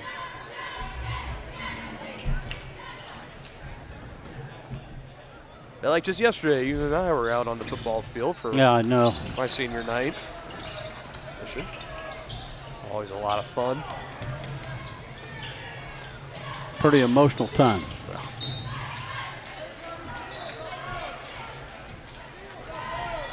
What a fun night that was, too, and beating the Baser Linwood Bobcats to win the last ever Call Valley League regular season title, yes. My wife and I, we were going through some stuff the other day. We were going through our closet, found our Letterman jackets, and I pulled mine out, and I saw it had the patch on there. It said, 2017 KVL champions, and I thought to myself, I was like, that was the very last of those patches that anyone could ever put on because the Call Valley League, of course, dissolved out of that year. Teams broke out to either the Frontier League or the UKC. Conference realignment, it's everywhere. Not just in college, it's at the high school scene too, that's for sure. As the Chieftains missing a shot here. Seba will foul Jace Mornings. That will send him to the free throw line, 40.2 seconds. I'd be curious if Coach Simmons, if he wants to give his seniors a chance to maybe get a curtain call here or not. You got Brewer out there, that's a senior. You got Noel McGuire out there, that's a senior. Lachlan, of course, that's a senior.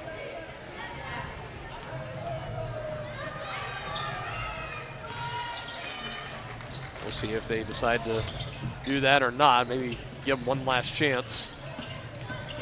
Lachlan, just a little short there on the left side. He just doesn't have his shot tonight. Looking to be finishing with 3 points. And you'll get the foul here for Lachlan, expected to be his high school finale.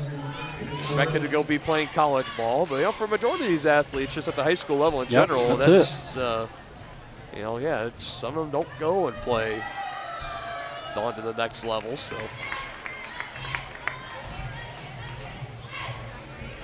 you'll still have pieces next year. This team, you'll have Luke McCray coming back, Kipton Harder, both of those being juniors next year. Jack Reichman and Roman Holthaus for his sophomore campaign. Bodie Maslach as a junior, and Owen Seba will be one of the really well-established seniors as Luke McCray knocks down a 3, his second of the game, and he's got 8. And that should just about do it in this one. Under 5, Cyclones get it back the other end of the floor. And that's going to do it. And a game that the Chieftains had to win to keep postseason hopes alive, and they lose 57-43.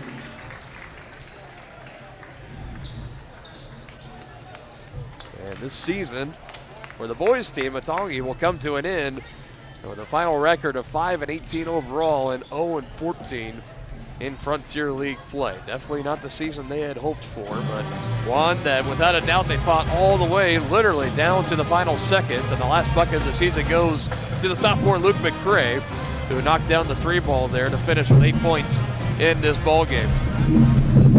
Again, we're going to hold off on transitioning to the Brothers Market postgame show. I think we're going to wait around and still expect that they're going to try to go do senior night recognitions. I love seeing that. That was head coach Cliff McCullough, and you saw him stop and was talking with Lachlan, giving him some extra words of encouragement there. Yeah, that's class.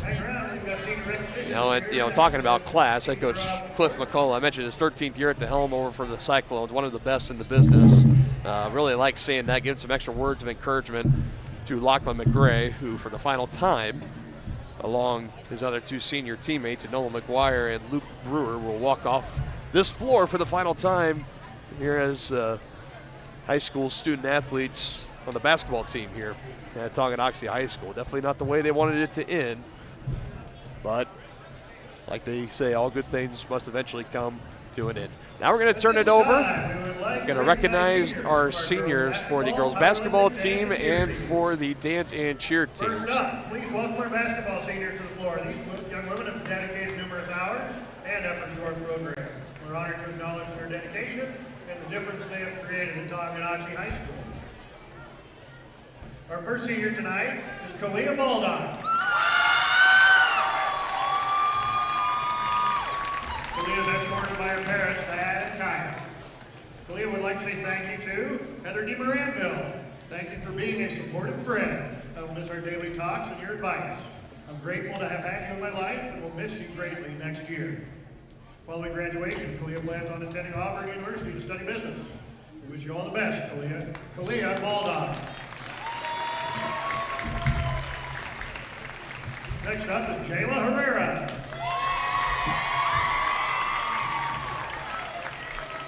Jayla is escorted by her aunt and uncle, Adrian and Sharina, as well as her brothers, JR and Javier, and her sister, Mariah. Jayla wishes to thank Mrs. Cassidy. Thanks for always being my free therapist. I love our talks and couldn't have made it through high school without you. Jayla will be continuing her basketball career at Tabor College while studying animal science. Congratulations, Jayla. Jayla Herrera.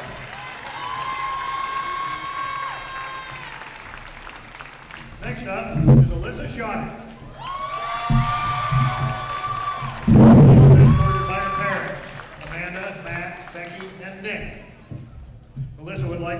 Coach Jay.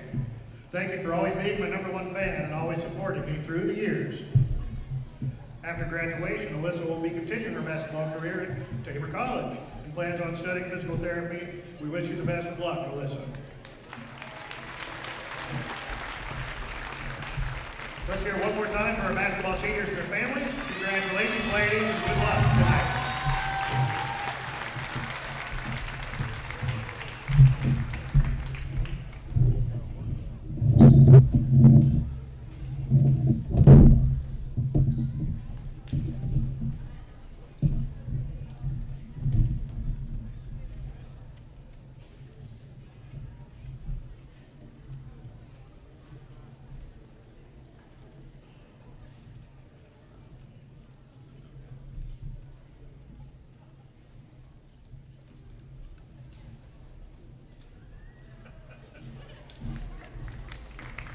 Yeah, one more round of applause for these great seniors.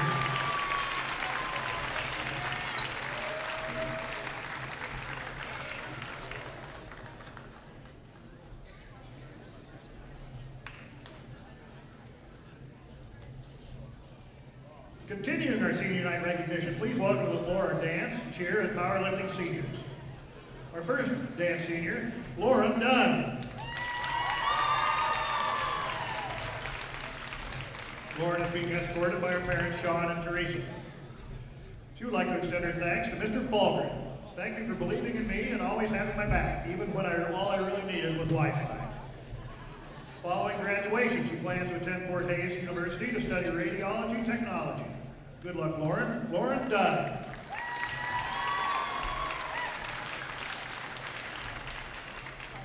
Next up is our final dance senior, Taylor Shogren.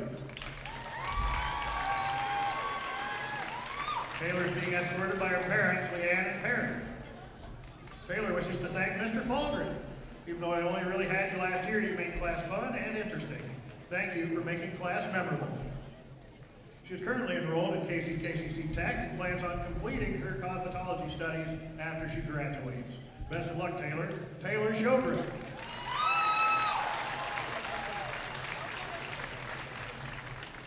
Next up is cheer senior Molly Grammer.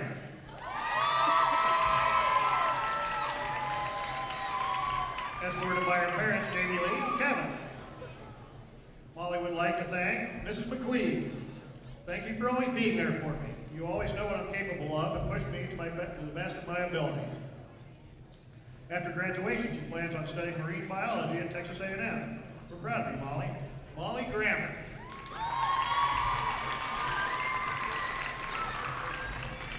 Next up is cheer senior Olivia Smith.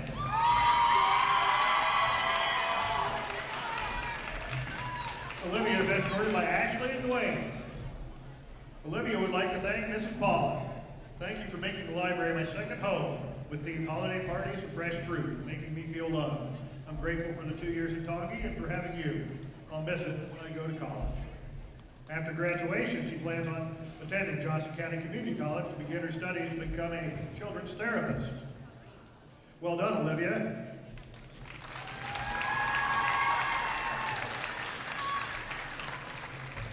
Next up is Emma and Jameson Lorfing. Emma and Jameson are members of both the cheer and powerlifting teams. They're being escorted by their parents, Leanne and Kevin. Emma would like to thank Mr. Tiroff. Thank you for being a great coach and teacher. I appreciate you. Jameson would like to say thank you to Crystal Temple. Thank you for always providing me with great guidance and caring for me. You've been instrumental in my high school years, and I'm forever grateful to you. After graduation, both girls plan on attending Kansas University, with Emma planning to study aerospace engineering, while Jameson plans to study psychology and/or criminology. Good luck, girls. Emma and Jameson Lorfing. Next up, powerlifting senior Kaylin Battle.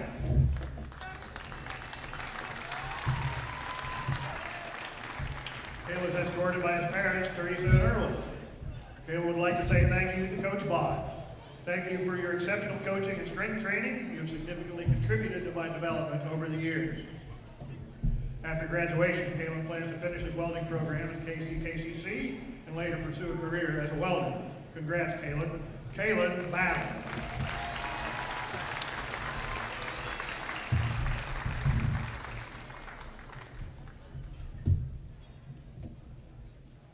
Next up is powerlifter Claire Dyer.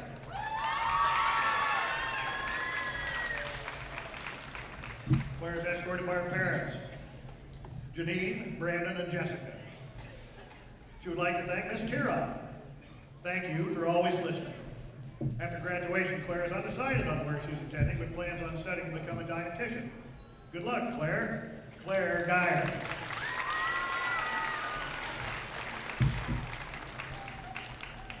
Next up is Colton Weehee. Colton's escorted by his parents, Chris and Courtney. Colton would like to thank Mr. Falgren. Thank you for always pushing me to be my best, as well as putting up with all the everyday conversations. He plans to attend K-State University next year and study computer engineering. Best of luck, Colton. Colton Weehee.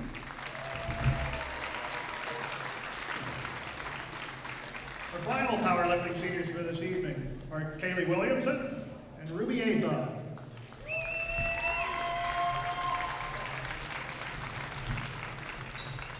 Kaylee wishes to thank Mrs. Zeller. Thank you for fostering my love for writing. I'm very grateful for your support and guidance in all your classes throughout high school. After graduation, Kaylee will attend basic combat training and tech school with the National Guard. She later hopes to attend the Police Academy or Pitt State for criminology. Ruby would like to thank Mr. Mountain. Thank you for always being there for me and teaching me new things. Thank you for always listening to me complain about everything. After graduation, she plans on going straight into the workforce. Congrats, girls. Kaylee Williamson and Ruby Athon. Please join us in giving one final round of applause for all our seniors and their families. We're incredibly proud of each of you and look forward to all that you will accomplish.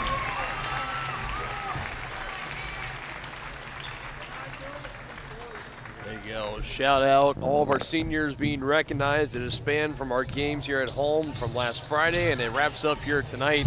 Girls basketball seniors, the Jansen cheer seniors, as well as the powerlifting seniors also being recognized. We wish all of you, on behalf of all of us here at Tonganoxie Sports Live and Varsity Sports Live, the best of luck in all of your guys' future endeavors. And you guys have fans. Each and every one of you have lifetime fans, and Denny and I for sure up here. Always fun, and hope to see you guys around the community even beyond your high school years. All right, we'll come back. Brothers Market post-game show. We'll wrap up our coverage here of the girls' game. Give you some finals, or for the boys' game, excuse me. Get you some final stats and notes, and then we'll get you set for the girls' game. All that more coming up here halfway through tonight on Tonganoxie Sports Live. More toppings, more taste, more value. Gambino's Pizza. You're gonna love it. Taste mouth-watering flavors in our new chicken bacon ranch pizza. Bring a crowd to feast on our 11 toppings mobster pizza. Pizzas with quality meats and a 100% real cheese, like our triple tasty seasoned sausage cravers pizza. Try favorites like pastas, calzones, sandwiches, appetizers, salads, and desserts. More toppings, more taste, more value. Gambino's Pizza. You're gonna love it. For projects big or small, Southern Star asks you to always call 811 before you dig. It's free, easy, and keeps our community safe. After calling 811, a professional will use paint or flags to mark buried utility lines within a few days. And calling 811 is the law. Hitting underground lines can disrupt utility service and cause serious injury. Safety is in your hands. Every dig, every time. Hey, you ready to go to my mom's? Well, I can't go today. I have to mow. It's probably going to take all day. Well, that's too bad. Don't work too hard.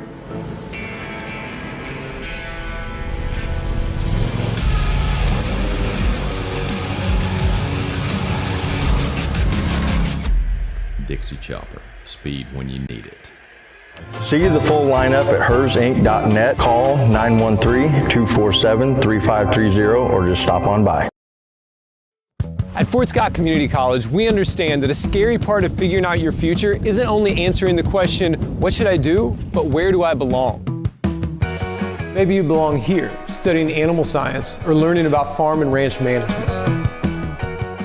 Maybe you belong here as part of Hounds Hoops on the hardwood. I don't know where you've been or where you're headed, but I know we're saving a spot for you because you belong at Fort Scott Community College. The same look and location of a classic drugstore with the services and supplies of a modern pharmacy. That's what you'll find at the Downtown Drug Store in Tonganoxie. Of course, Downtown Drug is the local choice for your prescriptions and health needs, but did you know they have the best selection of Tonganoxie Pride and Chieftain game day gear in town? And a whole lot more. Cards, gifts, home decor, and even the best way to satisfy that sweet tooth. The Downtown Drug Store. Call 913-369-3800 or visit them online at thedowntowndrugstore.com.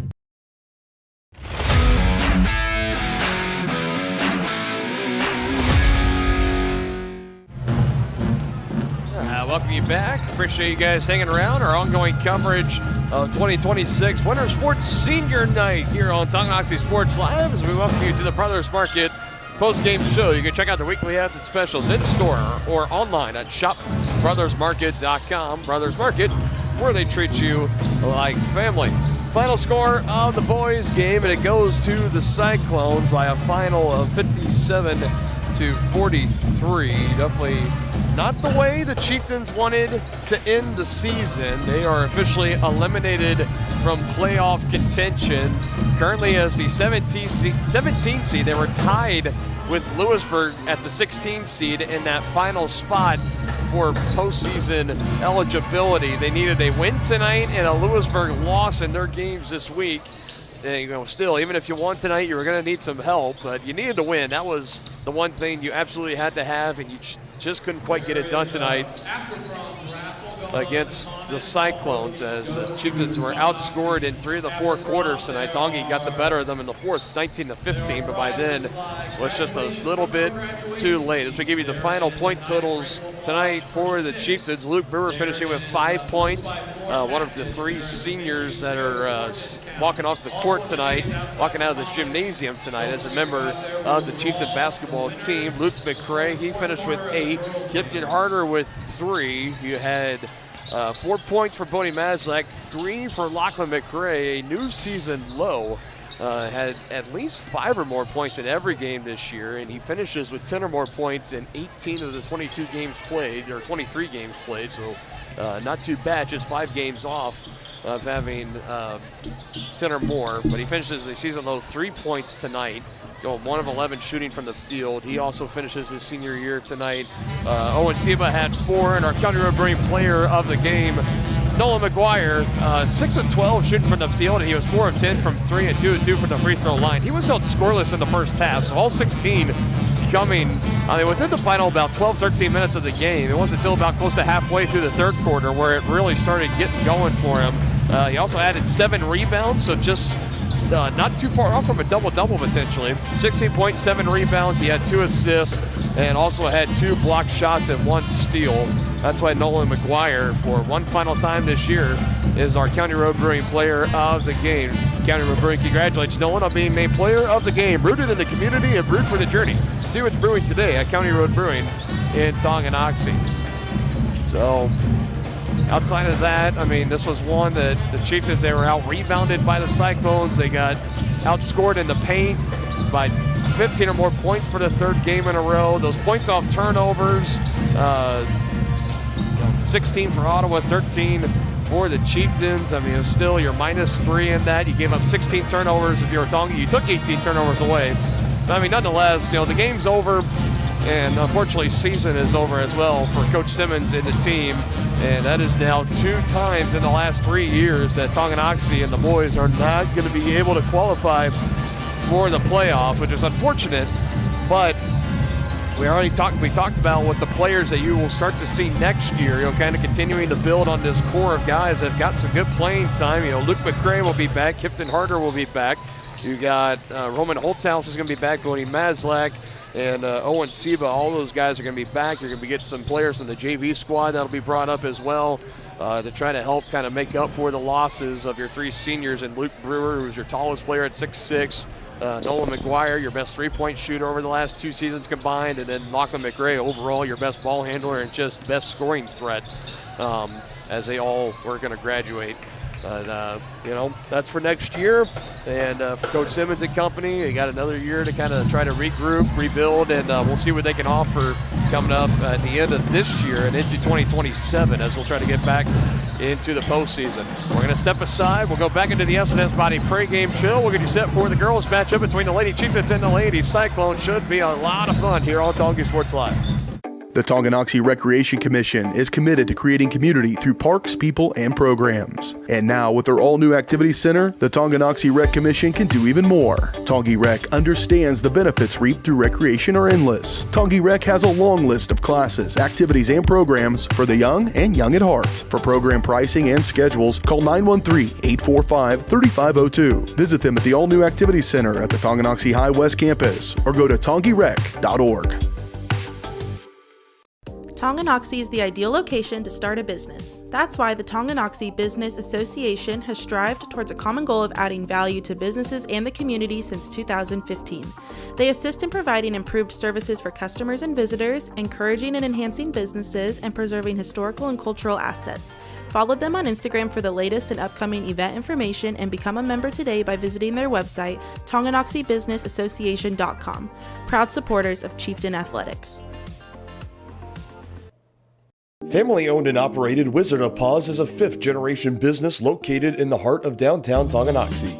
The professionally trained staff takes pride in making every dog and cat look its best, whether it be a breed-specific trim or an adorable cute pet trim. Plus, their facility offers amenities and space that are doggone amazing. Call Wizard of Paws to make your appointment at 913-416-0255 or visit them at 406 East 4th Street in Tonganoxie. Learn more at wizardofpawstongi.com.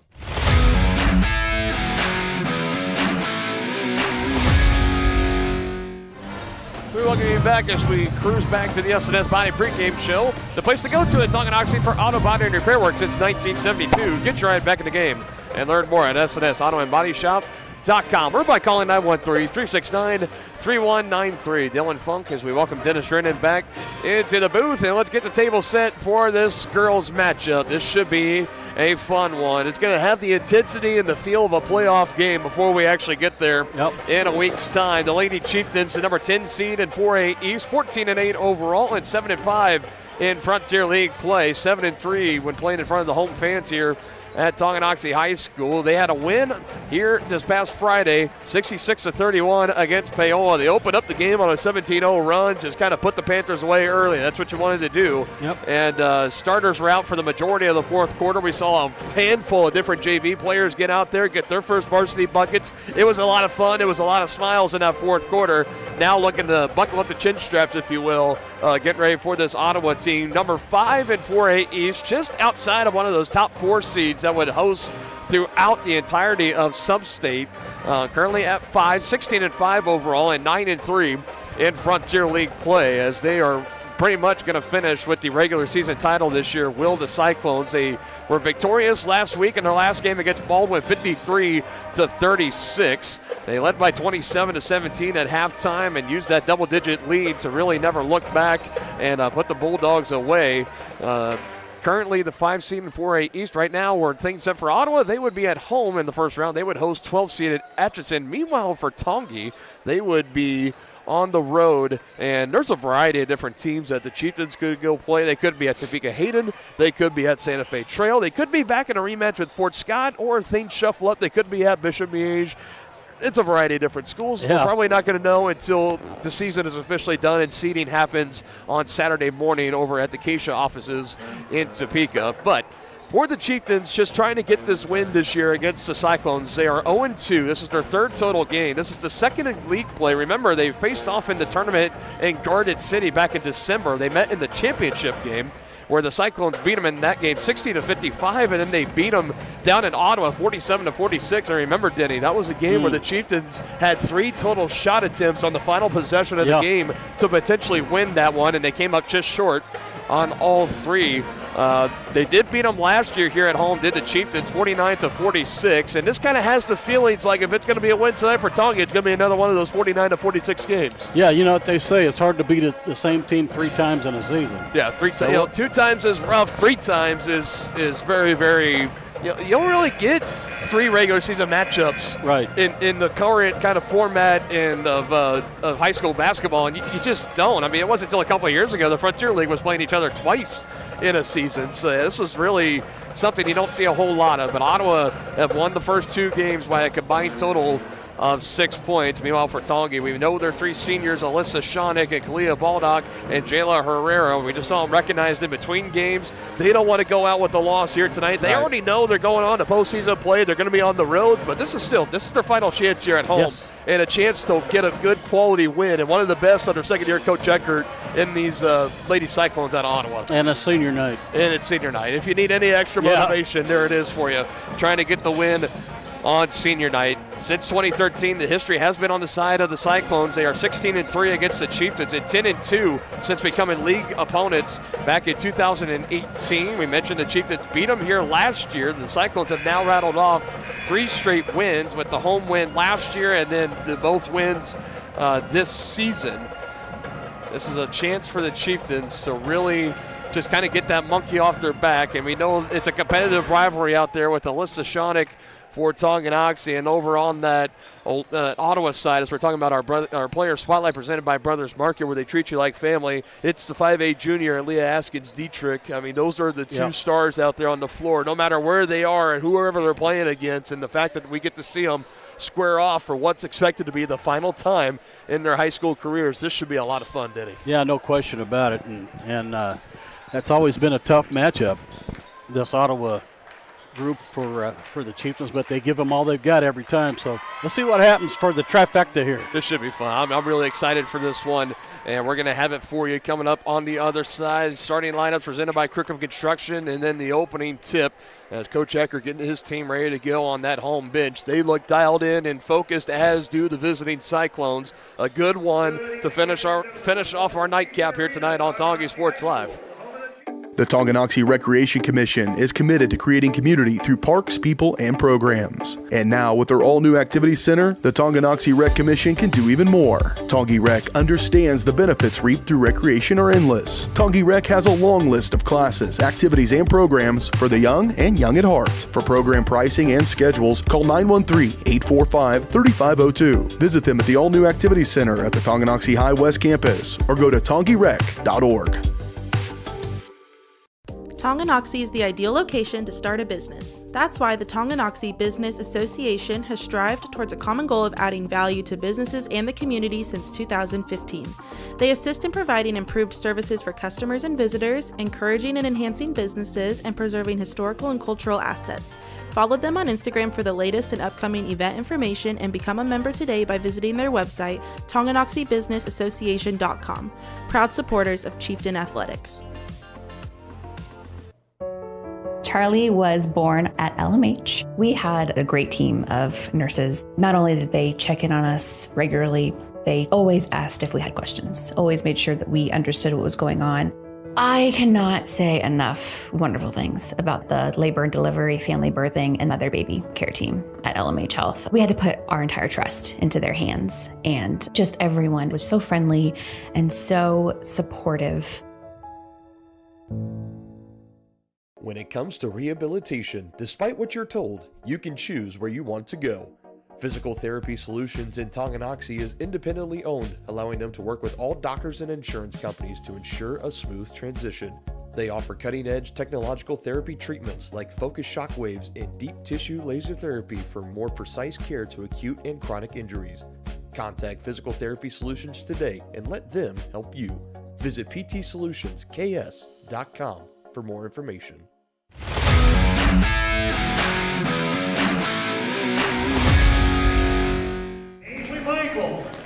Time to sit it down. Our starting lineup for the girls' game, once again presented by Crookham Construction.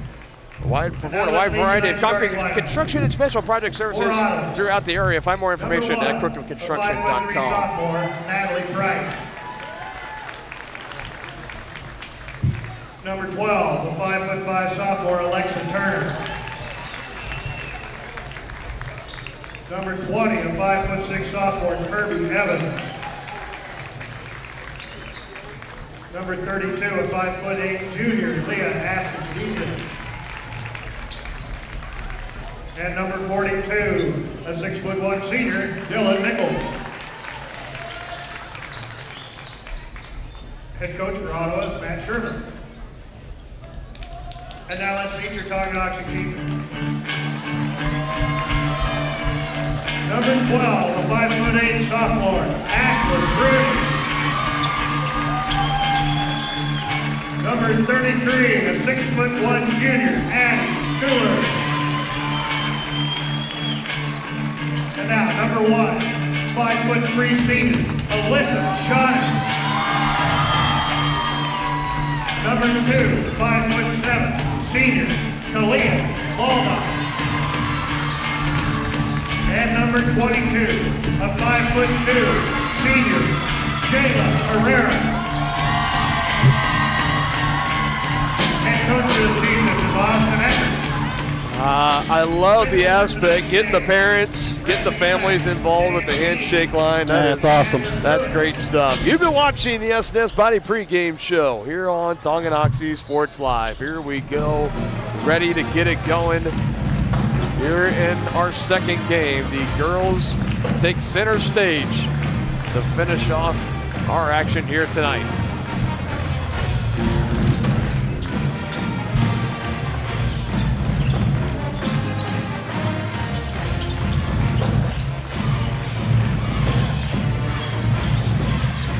Hasn't been all too often the girls get to finish off these varsity doubleheaders, but that's the case here tonight as Addie Schooler wins the opening tip. She goes back to Alyssa Shonick, and here we go. The Chieftains trying to get their first win in their third attempt this year against the Ottawa Cyclones, and a 3-ball to open it up by Jayla Herrera, and here we go.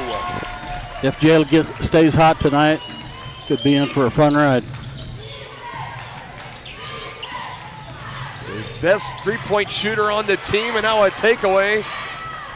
It was Herrera that came away with it for the Chieftains, but it goes out of bounds, and turnover. Maybe going a little bit too fast and a little too amped up. Here are the Chieftains as they give it right back to Ottawa. Yeah.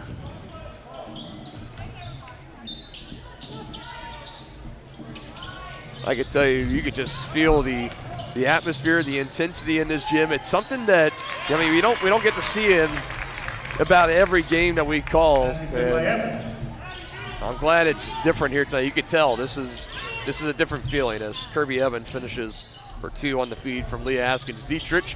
3-2, and he'll stay there. A little too strong on the 3-ball from Kalia Baldock. Good look though by Kalia. She was wide open. Now a mid-range pull-up for Price is no good on the other end. Of course, we had the.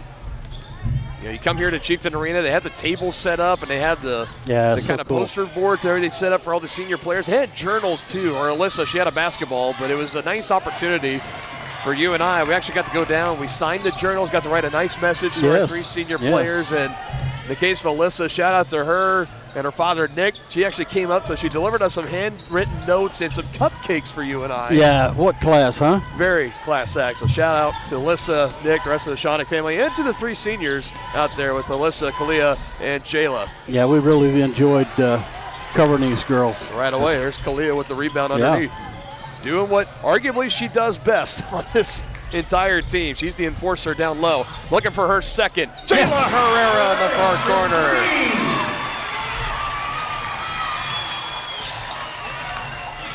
She's feeling it. We're going to need her. Back to back, Shonick on the feed and Herrera on the finish. Got the Chieftains up by 4, 6-2. Price driving a block by Addie Schooler. Taken away by Alyssa Shonick down court. Yes. Timeout quickly by the Cyclones. Oh, 8 belonging to Jayla Herrera. That time in transition on the block from the junior Addie Schooler. Jayla Herrera has the hot hand in this one. 2 3-balls already celebrating her senior night.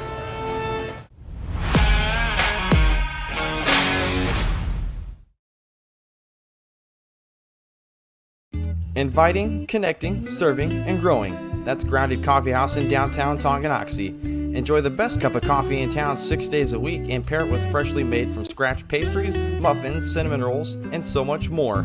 Plus, check out their beautiful event center, Grace Hall. Perfect for your next gathering, celebration, wedding, and party. All profits go towards local and international charitable projects and organizations. Drink local, support local at Grounded Coffee House. Place your order for dine-in or carry-out at groundedcoffeehouse.tonganoxie.org. Cyclones taking their first time out. All 8 points for the Chieftains belonging to Jayla Herrera. Askins Dietrich no good on her three-point attempt. Hey, look who's in there. All over it down inside. It's a jump ball, but it'll stay at this end with the Chieftains as second-year head coach Austin Eckert continuing to coach out to his team out there. 24-19 overall, 13-12 in Frontier League play. Congratulations to he and his wife on a new addition to the family. Yes, a new beautiful daughter, baby girl. Born, yes, just a few days ago. Coach Eckert, his wife Brooke, welcomed their brand new daughter, Madden Montana Eckert.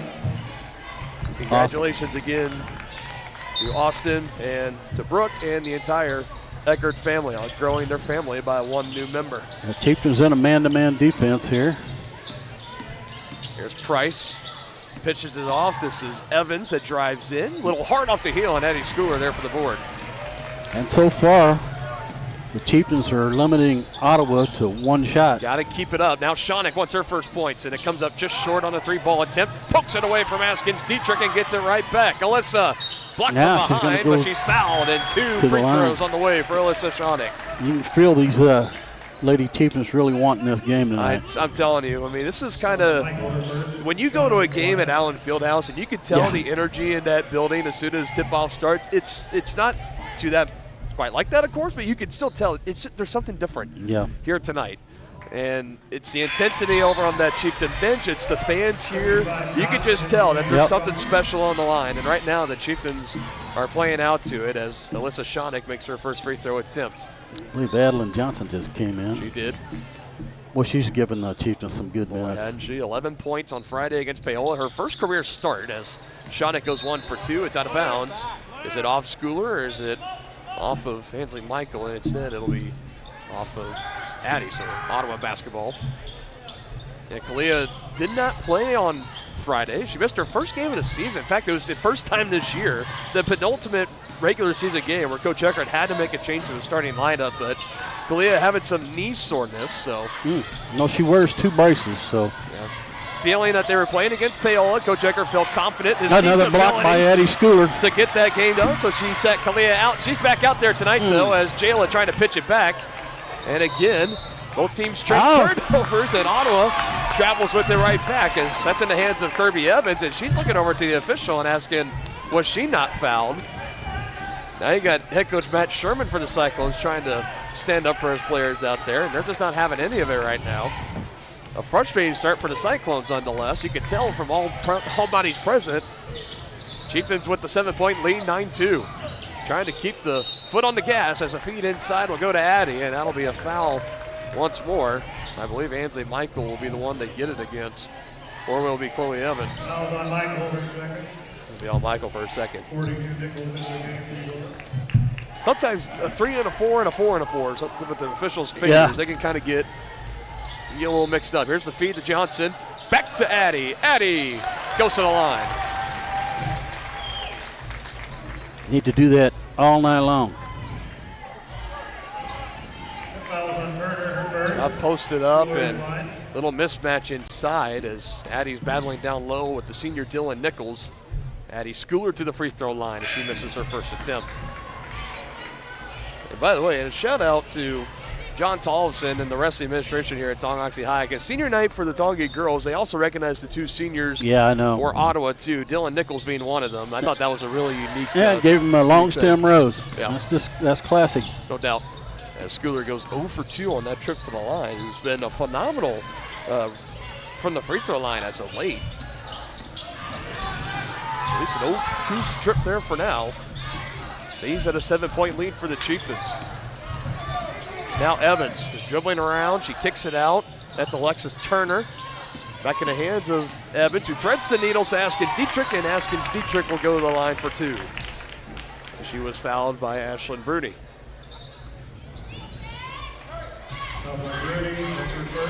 Bruni, one of the better defensive players. was just a touch behind on Askins Dietrich. She's got a tough assignment tonight. No doubt. As Askins Dietrich to the free throw line tonight, and she knocks down her first attempt. At 21 points, 6 rebounds, 1 assist in the second win. Back in Ottawa, it was a 1-point win, 47-46 for Ottawa.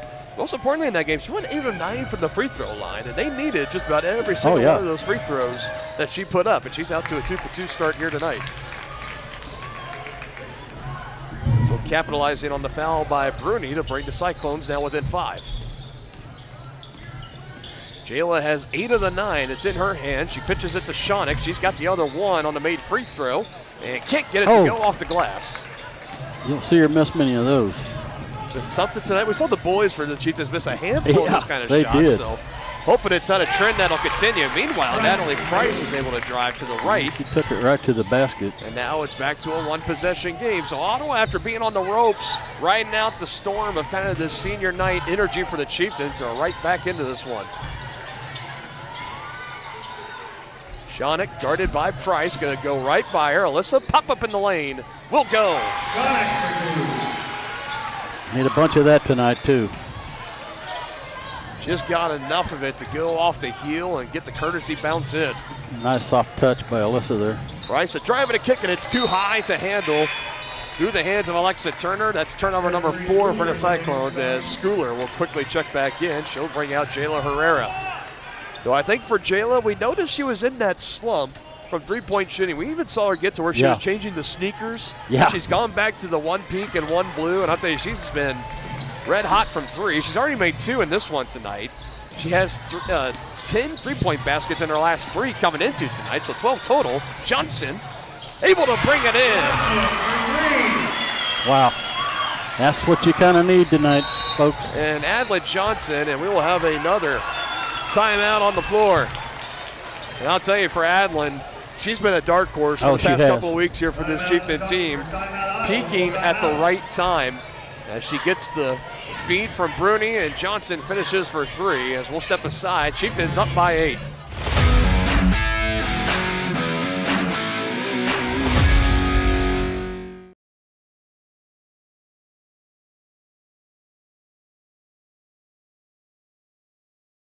Families and business owners have trusted Mutual Savings Association for over 100 years. They offer checking accounts, online banking, personal and business loans, investment planning, insurance and retirement plans, and so much more. Their team specializes in creating a financial plan that is tailor-made to your needs to help you achieve your financial goals. Visit one of their 6 nearby locations, including downtown Tonganoxie, or visit their website msa.bank to learn more. Member FDIC.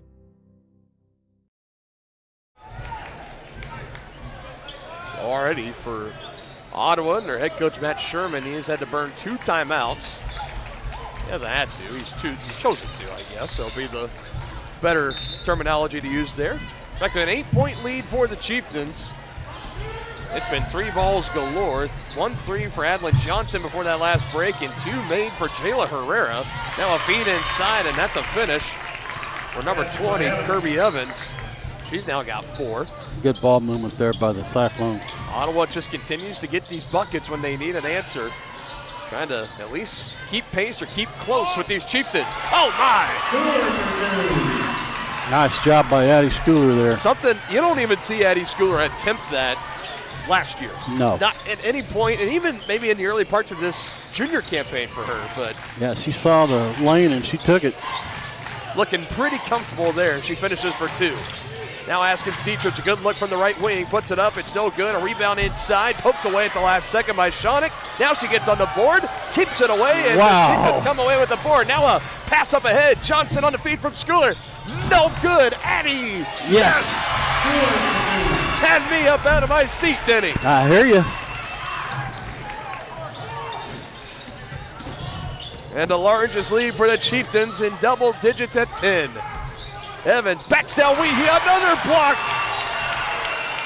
from Addie Schooler. I'll tell you, it is a ball of energy on that Chieftain bench right now, and it's starting to make its way up here to the broadcast booth. Can't even keep you in your seat, partner. Oh, man.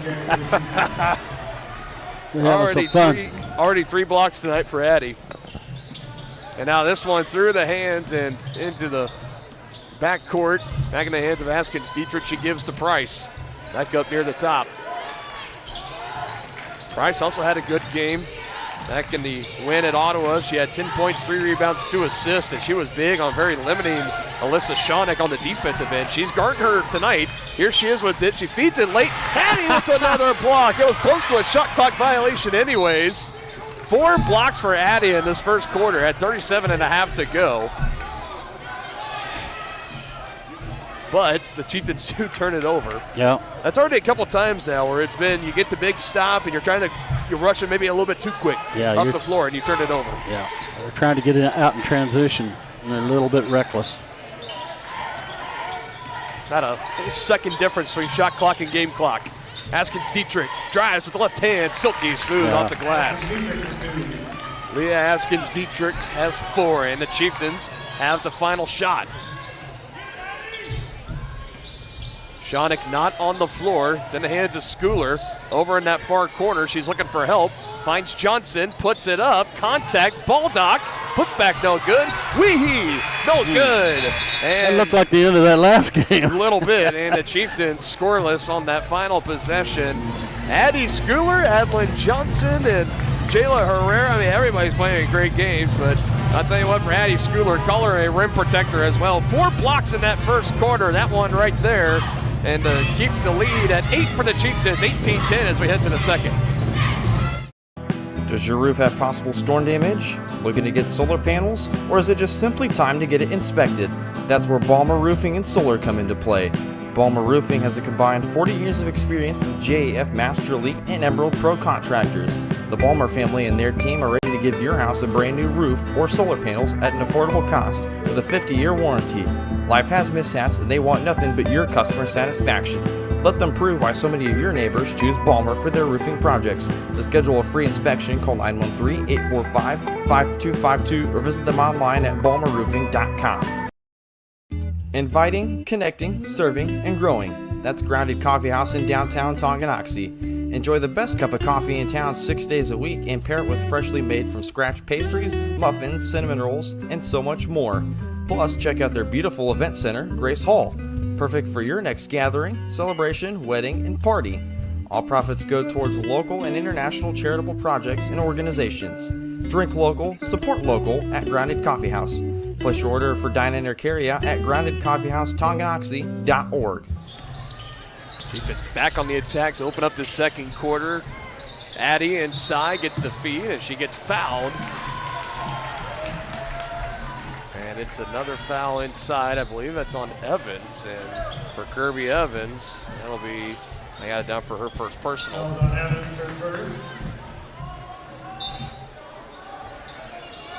Lob in, Johnson. Multiple defenders at the elbow. She goes down and they call it a travel. It's the third turnover of the game for the Chieftains, or fourth turnover for the game for the Chieftains. Just 3 to this point for Ottawa.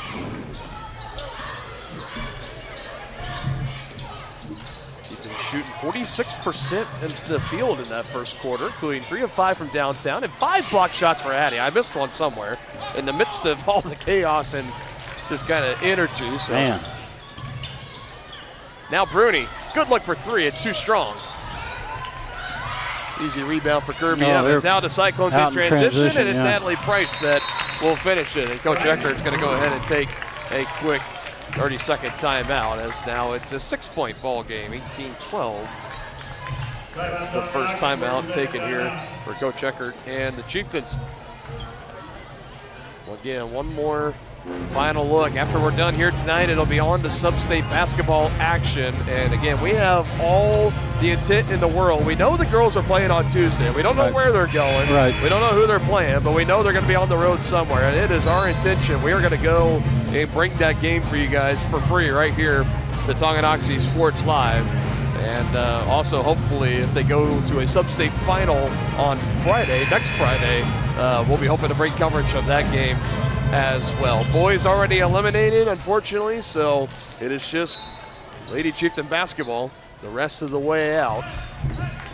As Tongi, at least they will have a slight advantage of depending on who they play, it might not be an advantage, but they'll play tonight. They'll have 6 days off, or a whole week off, actually, going into their next game, which will be next Tuesday. Ottawa has switched to a zone defense, too. And the Chieftains able to work right through it. Evelyn Johnson. That's how you beat it. Take it to the paint. She's got 5, and that's already 3 assists to go with 3 points in this first half for Alyssa Shaw. She's having a game. Adlin, she's had a new season high 11 points Friday against Paola. She's been scoring like crazy as of late. And Addie's been blocking crazy as of late. Her 6th, and Shawnick on the other end can't get it to go. It's off of Askins Dietrich as she was hit from behind by Addie Schooler trying to run back on the other end. Some incidental contact, and I'll tell you, the Paola fans here, we're over on the visiting side, of course, so we always get a good insight of what their fans are thinking. They are right on cue. So we're going to have an Ottawa fan escorted out of the gym here.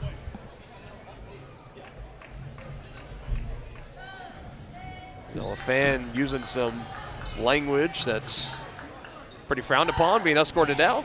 Our athletic director, Josie Eastis, our principal, Cody Witt, right there too, and they're going to make him at least finish this one out over in the gym.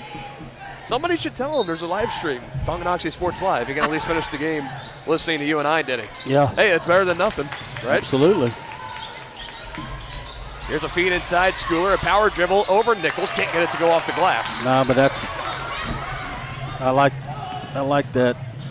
Yeah, Askins Dietrich on the other end, able to finish it herself, coast to coast, and Askins Dietrich has 6. Askins Dietrich's trying to put this Cyclone team on her back. Well, that's usually what the alpha of the team does. We've seen Shawnick do it many times for the Chieftains. You're going to see Askins Dietrich now in that zone. She's going to kind of take point up on the top there with Shawnick. Dribbling left, open, Herrera for the 3rd. Yes! Herrera for 3. 11 points tonight for Jayla Herrera.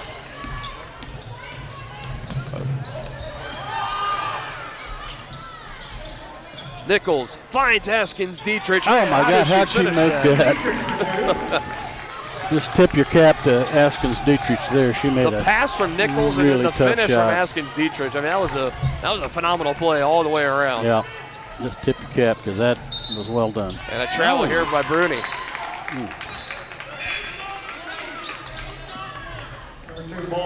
Coach Checker, he just continues to call out to his player. He's loving the effort, the way they're going, the energy they're bringing. He's telling them to keep it up. They lead by 7, 5:17 still to play in this second quarter.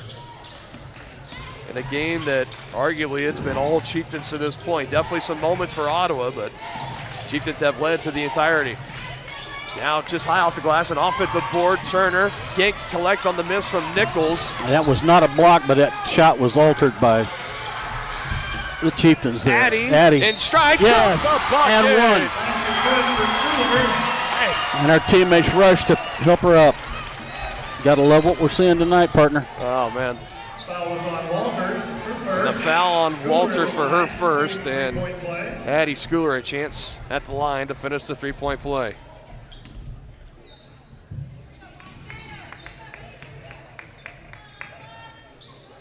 She's got 6. 1 of 3 from the free throw line, and Addie will be checked out. Caitlin Weehee will step in, and it's back to a 10-point lead for Tonganoxie. 3rd time playing Ottawa this season. They've lost the first 2 matchups. The first game in December by 5, and the second in January by 1. On the Cyclones' home floor. And a foul going to come in here first as Weehee got some extension on the feed inside through the back of Dylan Nichols. That'll be the first on Caitlin Weehee.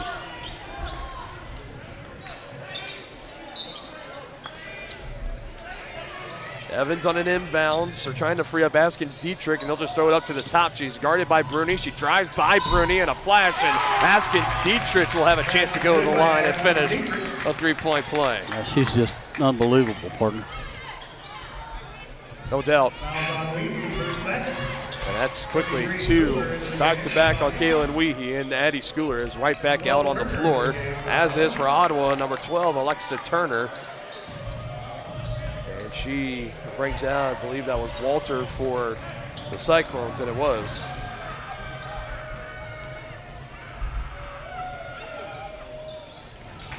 Well, she has got such a nice stroke at the line. A perfect 3 for 3 at the line, and she's now got 11. Both her and Jayla Herrera tied for the leading scoring total at 11. An offensive board for Bruni, but it's quickly deflected by guess who? Askins Dietrich. And she's starting to get her fingerprints more and more on this ball game. Has her Cyclones within 7. Passes off to Price in the near corner. Baseline drive goes back to Nichols. Couple of moves inside on Schooler. A hand to Evans. Takes some contact. Altered shot. Can't finish.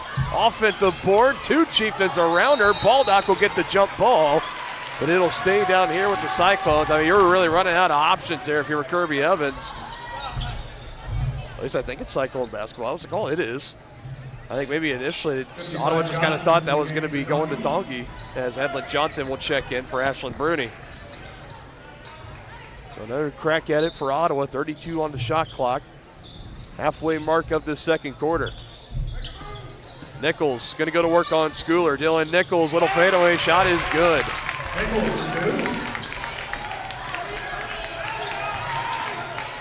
Just a good one-on-one move there. And a 5-0 spurt to bring the deficit to within half for Ottawa. Now Shawnick through 3 defenders, lost it there at the end, and that'll be Ottawa basketball. I thought that ball was poked out, but not the call. Now you can really start to feel things starting to build up here for Ottawa, and a big basket here. You might, if you're Coach Ecker, you might flirt with the idea of maybe taking your second time out to try to halt the momentum. Chieftains, be nice to get a stop here. It's a carry. All right. You got to make these turnovers hurt, though. I will say for the Ottawa fans, they're still very not liking any of the calls, but they're just a lot less vocal about it after seeing one of their own getting thrown out. Yeah. Kind of sets the tempo on that pretty early. Well, I mean, they don't discourage you from cheering for your team, but yeah, they don't like you to use bad language. Oh, nicely done. 2 more in the dock for Addie Schooler. She's got 8.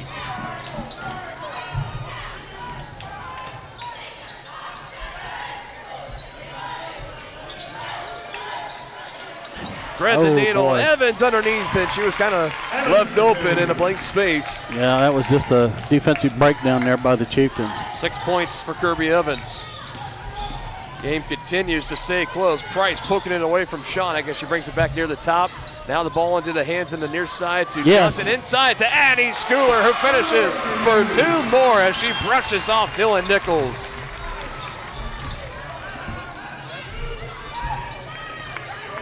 I'll tell you, she was dominant, over double figures. I mean, close to 20 in the loss at Ottawa. She was limited in the first game, actually fouled out out in Garden City. And she's playing once again like she's going to have another big night. 10 points for Addie. Here's Alyssa. Yes! Nice soft touch by Alyssa.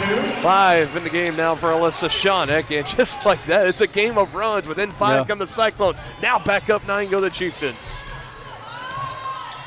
Got a ball game going, partner. This is terrific. I mean, it has the feeling of a sub-state matchup already. Basically one final true litmus test for both of these teams before going into winner-take-all situations. Good defense there by Kalia. Askins Dietrich on Shawnick. She gets freed away. Alyssa on the right side. Yes, off the glass.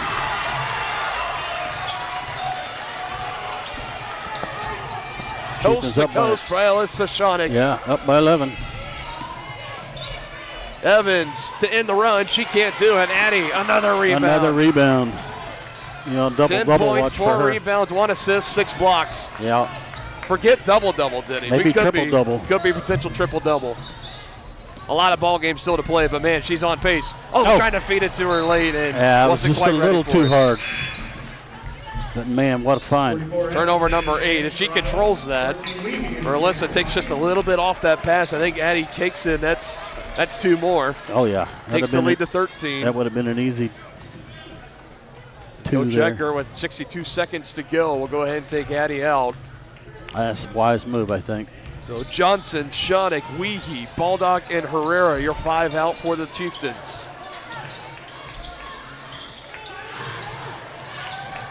Three on the way, no good. Long board tracked by Shawnick. Her first rebound of the game, believe it or not. Shawnick trying to do it herself as she goes through some defenders. It's out of bounds, and it'll be last touch by the Cyclones, so an inbounds play. Couldn't believe that wasn't a foul. And very quickly, Coach Ecker will bring Schooler back into the game. Try to give her a potential scoring opportunity. We know on these kind of inbounds, we've seen the Chieftains just kind of go with a little lob where they'll just lob it up to Addie. Although she's got Nichols on her, they go to it anyways. She hands the ball at the left elbow. Now at the right wing to Shawnick. Thought about it. Inside again. Addie with the finish as she takes Nichols to the ground once more.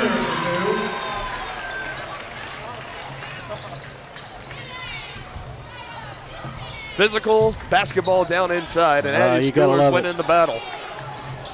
Shawnick pokes it out of the hands of Nichols. Approaching the final 10, three on the way. They need it, can't get it. Baldock with the board. Chiefs just going to hold it for the last shot. Up and ahead, Johnson had it knocked out by Price, and with 4 seconds to go, this is a big opportunity for the Chieftains, and Weehee is going to check in. Is he going to take Schooler? No, he will take Baldock out. And what will Coach Ecker draw up here with 4 seconds left? And this gym just might erupt with a big basket to beat the horn. Jayla in the near corner. She gets it. Step back to beat the buzzer. No good.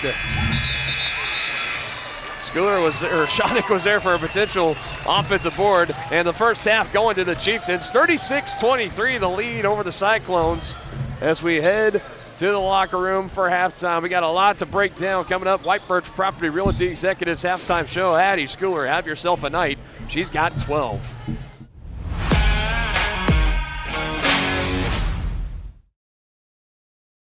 Shop local and save at Brothers Market in Tonganoxie, where we treat you like family.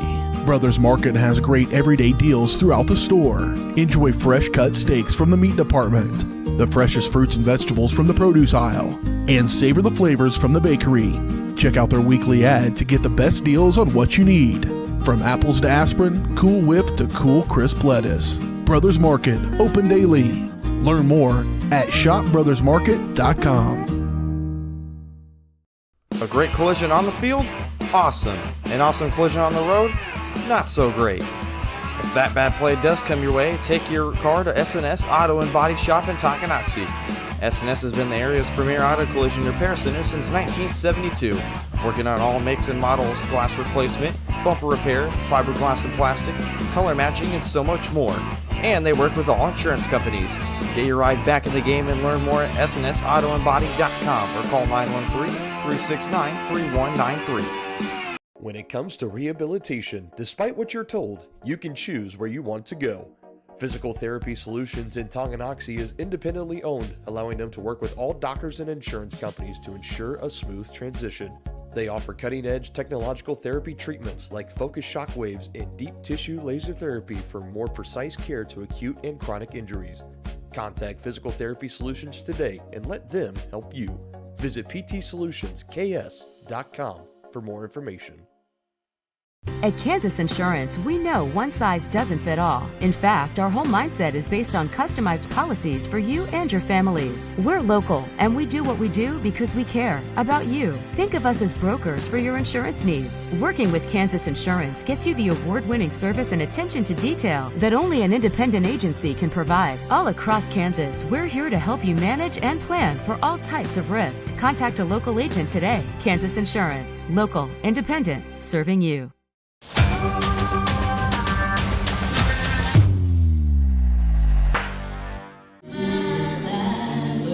Welcome back. The lights dimmed out. The halftime dance routine of our Chieftain Stars dance team. Their final performance of the season as well. The two seniors being recognized in the middle. Very well done choreography here tonight for the dance team. Welcome in to the White Birch Property Realty Executives halftime show. White Birch Properties and their team are ready to help you buy or sell that next house and lead you to success in the real estate game. Call and speak to one of their agents today by calling 913-417-1007. 36-23, a 13-point lead for the Chieftains over the Cyclones here in our girls game to wrap up our final Winter Sports regular season broadcast of 2025 and 2026, and it has been all the way to the Chieftains right now. Your point totals, we got 7 for Alyssa Shawnick, 11 for Jayla Herrera, 13 for Addie Schooler. I forgot to carry over a free throw, so 13 is the point total for Addie, and 5 for Adlin Johnson. And for the Chieftains as a team, they are shooting 52% from the field. How about that? 4 of 9 from three-point range for 44%, and 40% from the free throw line at just 2 and 5 overall. For the Cyclones, you got 4 points for Natalie Price, 6 points for Kirby Evans, 11 and their leading scorer, Leah Haskins-Dietrich, second leading scorer in the game, and 2 for Dylan Nichols. The Cyclones shooting 33% from the field, 0 from downtown, 0 for 6 in that first half, but a perfect 3 for 3 from the charity stripe. Denny, what other stats are jumping out to you from that first half? Well, those 4 3-pointers by the Chieftains to none for Ottawa. That's a big difference right there. The Chieftains winning the rebound battle by 4, which I think is pretty big. They're tied as far as offensive rebounds go with 5 apiece. Second chance points, it's just 2 for Tongi, none for Ottawa. Now that's a huge statistic, because I remember in one of the losses that second chance points absolutely killed the Chieftains. Right now, they're winning that battle. Yeah, I mean, it was just that 1-point loss at Ottawa. That was really.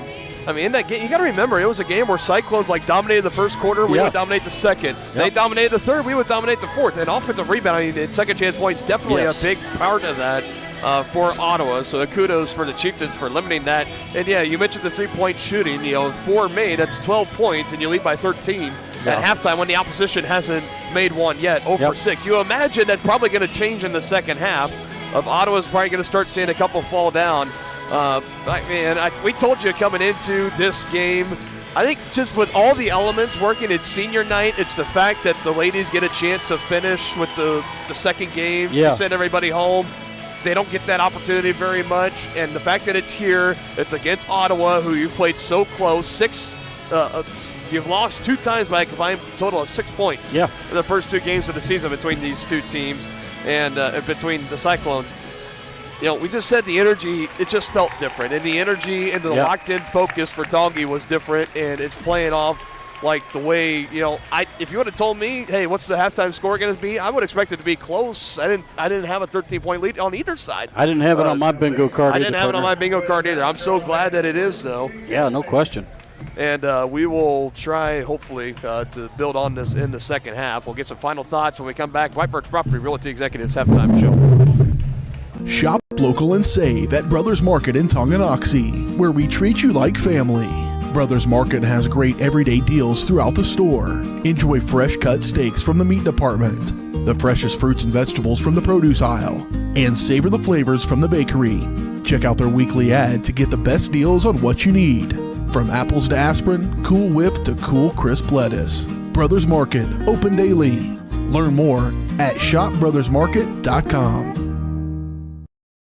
First State Bank and Trust is with you wherever you are with complete online banking. Cheering on the Chieftains once again? Why not pay your bills online? Waiting on your kiddos to get out of school? Seems like a good time to make a transfer. Or how about making a deposit from here? Back in the gym for another night? Why not get an e-statement while you cheer on Tongi? And of course, at First State Bank and Trust, you can always bank from right here. Come on in and see us and get your very own Chieftain card. To learn more about all the great ways to bank with First State Bank and Trust, go to firststateks.com. Charlie was born at LMH. We had a great team of nurses. Not only did they check in on us regularly, they always asked if we had questions, always made sure that we understood what was going on. I cannot say enough wonderful things about the labor and delivery, family birthing, and mother baby care team at LMH Health. We had to put our entire trust into their hands, and just everyone was so friendly and so supportive. Have you heard of Genesis Schools? Teaching students in preschool through 5th grade in Tonganoxie, Genesis offers smaller class sizes, individualized instruction, and a Christian worldview. Their mission is to exalt Christ by teaching and reinforcing biblical truths while producing well-rounded, educated young people who are equipped to serve God and others. For enrollment and tuition information, call 913-845-9498 or online at genesisschools.org. For projects big or small, Southern Star asks you to always call 811 before you dig. It's free, easy, and keeps our community safe. After calling 811, a professional will use paint or flags to mark buried utility lines within a few days. And calling 811 is the law. Hitting underground lines can disrupt utility service and cause serious injury. Safety is in your hands. Every dig, every time.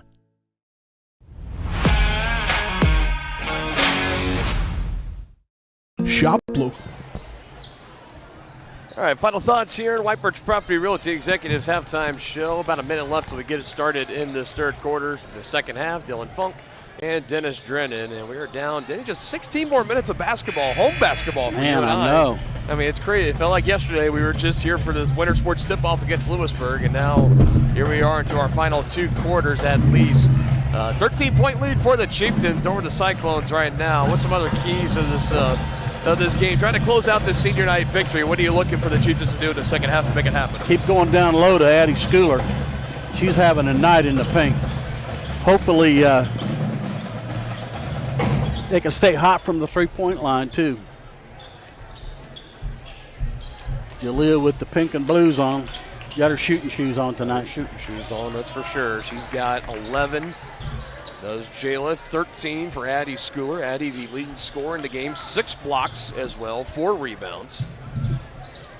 Alyssa Shonick, 7 points, 1 rebound, 7 assists. Wow. So you got a couple of Chieftain players already in potential double-double watch. And I'll tell you, for Addie, if she can get a couple of quick rebounds and blocks, could be potential triple-double watch. Be awesome for her. As here we go in the the second half. Often. Chieftains trying to go inside, and it was out well, of I bounds. like the thought, but it was just a little too tall. Turnover number 9 of the ball game for Tonganoxie, 8 in that first half. You mentioned triple doubles. You don't see them all that often. Well, we did see one just a couple of weeks ago for Alyssa Shonick with points, assists, and steals is what she registered. 13 steals. Triple double, a school record, 13 steals. As a feed inside to Kirby Evans as she pivots around. Multiple defenders inside for the Chieftains. There's an offensive rebound. It finds its way to Leah Askins-Dietrich, and she makes it pay. And that's the second chance point there that you don't want to have. Askins-Dietrich now up to 13.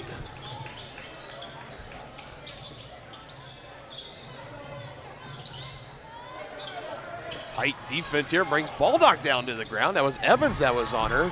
2 possessions, 2 turnovers in the second half for Tonganoxie, but Shauna collects the board on the miss. And now she's going to look to go coast to coast. Running floater is money for Alyssa Shonick. As Herrera has her shooting shoes on, Alyssa Shonick has her, what you like to call them, her money shoes on. Yeah, she's money. Rocking that light fluorescent neon green, if you will, has been doing that for now 2 years in a row. As Askins-Dietrich short. The long court goes right back to her. She drives in, feeds off to Nichols. Back it down inside. Had it poked away by Addie Schooler. Nice done. There for the defense, out Herrera. A little off, I could tell when it left her hand. But Baldock kicking it to go. Schooler is fouled. She's going to be fouled.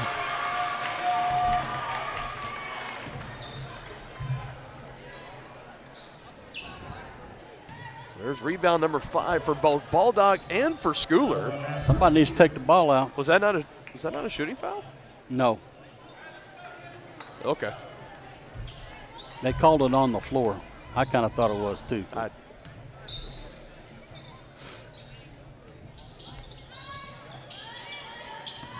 Addie backing down, now hands to Bruni. She hesitates, goes to the left, can't get it to go over Turner, and it's on the ground, and Kirby Evans takes away for the Cyclones. Leah Askins-Dietrich ahead of steam. She goes by, and she is fouled.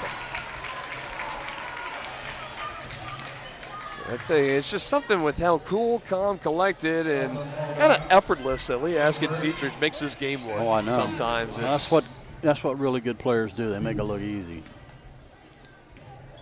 but it's not. She has got a money stroke from the line. Perfect 4 for 4. She's now got 14 points. The only Cyclone to attempt a free throw. Well, she's not the only Cyclone to attempt a free throw, but she's had the majority of them, and a perfect 4 for 4. 5 for 5, I should say. 15 on the night. Remember, she went 8 of 9 from the free throw line in the 1-point win for the Cyclones back in January. Now some contact inside, no whistles, and here we come back the other way. You could say that again. Drive and a kick by Price. She finds Turner on the far side. Multiple defenders around. Shawnick now almost getting it to poke away. Nichols back out to Turner with some space. Elects to bring it back to the top to Evans. She's taken on by Johnson, who's in for Clea Baldock right now, and it's a takeaway for Shawnick into Chieftains. Here comes Alyssa on the left side and had it poked there slightly by Price. Coach Eckert thought she was caught on the wrist. We play on. Price hands to Nichols. Extra pass. Evans, who's denied by Adlin Johnson. Nicely done. Woo. Chieftains still lead by 11. They need to slow it down here and get a good look. Shawnick with space, off the glass, can't get it to go. Johnson will be over the back. A little too far over the back on Alexis Turner, had a good box out on her. And Coach Eckert is going to go ahead and spin a 30-second timeout here. That'll leave both teams with 3 remaining, the remainder of this contest. 38-27, Chieftains holding on to an 11-point lead, 5:10 to play in the third quarter. Back in a 30-second timeout here on Tongi Sports Live, a channel of Varsity Sports Live. Your home for live, local sports. Varsity Sports Live delivers professional level coverage with high-quality video and broadcasters that know your schools and community. Touchdown, Tonganoxie! With the support of local businesses, you never pay to watch Varsity Sports. Live, local, free high school sports coverage. That's Varsity Sports Live. Grass gets it away. Moore's down the middle. And he makes the catch in the end zone. Touchdown, Trojans. Keep up with the action at varsitysportslive.com. Live, local, free high school sports.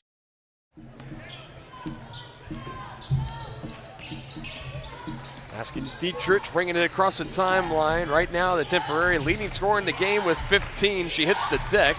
Ball still in control of the Ottawa Cyclones. Dylan Funk and Dennis Drennan here with you. Live inside Chieftain Arena as we wrap up our regular sports, winter sports season here tonight. Sub-state action coming your way in a week's time on Tuesday as Herrera comes away with the steal. Where the Chieftains will be playing to be determined. Meanwhile, trying to save it up the floor, and it's out of bounds. The last say off of Ottawa. Yeah, that was the call. Yeah, they'd already hit the ground when Adlin touched it. Yeah. Hey, party, you don't have to convince me. No. Now Schooler has it ripped away. That's by Kirby Evans. She's turned the defensive notch up to 11, and Addie will get called for the foul. Running side by side with Kirby. He was riding her pretty good. And Addie will pick up. It's her first personal. It is her first personal. I can't think of too many times where we've gone to about the 4:29 mark in the third quarter, and Addie's only had just her first personal foul charge to her. Yeah. All fairness, they are letting them play. Oh, no doubt. A little running floater again. Good for Haskins Dietrich now with 17. And Addie, not to say she's one that's like susceptible to foul trouble either, but right. I mean, she's down low. She's going for those rebounds. She's setting screens. She's that was a she's foul. playing physical. So not uncommon you see her charged with the foul. It's Coach Loomis still hanging around this team for the past few weeks or so. He was held on standby in case Coach Eckert had to leave a game or miss a game with the birth of his young nice daughter. pass. Addie Ooh, just she missed misses that. inside, and Nichols hits the deck. Oh, man, that was a bunny missed inside. Now Price, Lee Haskins, Dietrich and company trying to make the Chieftains pay for it. Inside to Nichols. Gets around Addie, and a foul on Schooler. She picks up her second, and Dylan Nichols will go to the line for 2. Got her with the body. We'll make her earn them from the line.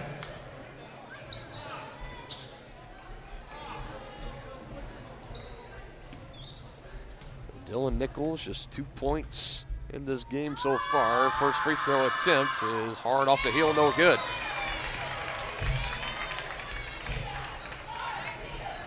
Now, if you're the Chieftains, you got to block out and get the rebound here. First missed free throw tonight for the Cyclones.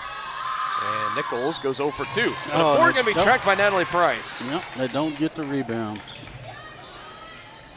Now it's a Turner on the far side. She's still scoreless. Nichols against Addie. Might have gotten a slight piece of that one. It's short nonetheless as Addie collects her 6th rebound. It's physical. It's tense out there. It's a lot of fun for us to watch, that's for sure. Yes, as Shawnick slicing inside, saw the opening, attacked, and draws the foul. She sees that lane. She's gone. Second personal on Alexa Turner, the sophomore. There's Shawnick back at the free throw line on the season. She'll finish right around that 68% mark. To bring the lead back to 10 for the Chieftains. It's in the air, and it's good. And now Shawnick in double figures with 10. Weehee back in for Schooler. He had Bruni also come out. Baldock is back out on the floor. And you got Nichols being checked out for Ottawa. And imagine for Addie, she's going to be getting a quick breather. Might be back out there before we know it. Here's the second free throw for Alyssa, and she knocks it down. A 2 for 2 trip. 3 for 4 overall on the night for Alyssa Shawnick, as she's got 11. 4 of those coming in the second half so far. And the lead's back up to 11. Chieftains just continuing to keep that fairly, I don't know if you want to say comfortable, but a pretty manageable lead. But, man, Leah Askins-Dietrich, if she has anything to say about it, she's now got 19. And she's starting to run away with the title of the game's leading scorer by far. Yeah, no question. Now trying to play some lockdown defense. A good feed from Shawnick, and she finds Weehee, and she's fouled. Coming over was Kirby Evans, and she'll be tagged with her second personal. Another chance to earn more free throws for the Chieftains in the first trip of the game for the 5'9" junior, Kaylin Weehee. Yeah, she gets the first one to rattle in home. And these free throws so important, partner, as you know, when you're trying to win a game. About a 50% free throw shooter is Weehee. Doesn't get a whole lot of looks. I mean, I think this is only her 10th attempt right here, and she misses it. Gets the points nonetheless, and a rebound by Evans as she brings it across the timeline. Now at 3, Alexa Turner. And Cyclones still looking for that first triple of the night, but they're not going to get it there. Here's Shawnick. Momentary numbers, 5 on 3. Shawnick going to try to do it herself, but she's fouled. A late whistle coming in, and it's going to be against the Cyclones, and it'll be against Ansley Michael, who gets up off the deck, and she cannot believe it. And I'll give the Ottawa fans and everyone here in attendance a benefit of the doubt. That was a pretty late whistle. Yeah, it was. I thought they were just going to kind of let it go. I was getting ready to move on, but a foul nonetheless. Back to the line goes Shawnick. She knocks it down again. So we've seen Ottawa in their first 2 wins this year against the Chieftains. Offensive rebounds, making their free throws. Those have been 2 big keys. Winning the first game by 5, the last one by 1. Now it's the Chieftains. You're limiting the second chances, the offensive rebounds, and you're making your free throws. Makes a difference, doesn't it, partner? No doubt about it.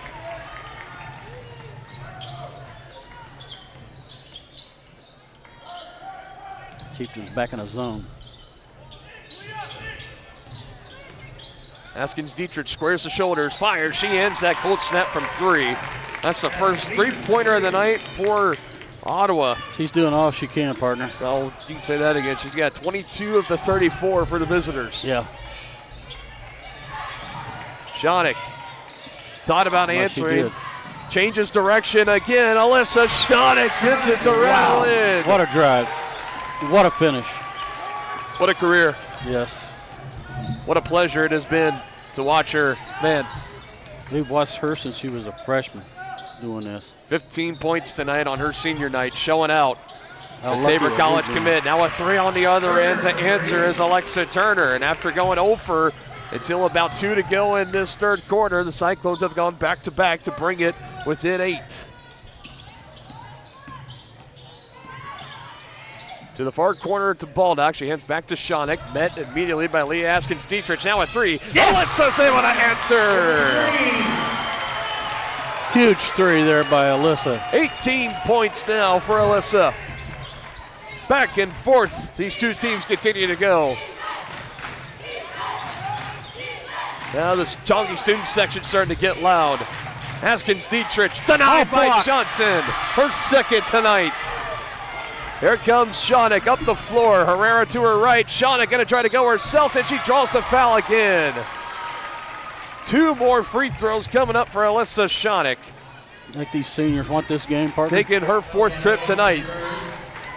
I don't know a senior on senior night, Denny, who doesn't want it. But this group in particular, you can tell they want this win, and they're doing just about everything possible to get it done. And Shawnick just short on that first attempt. Chieftains will be in the bonus. This final 57 seconds of the 3rd quarter.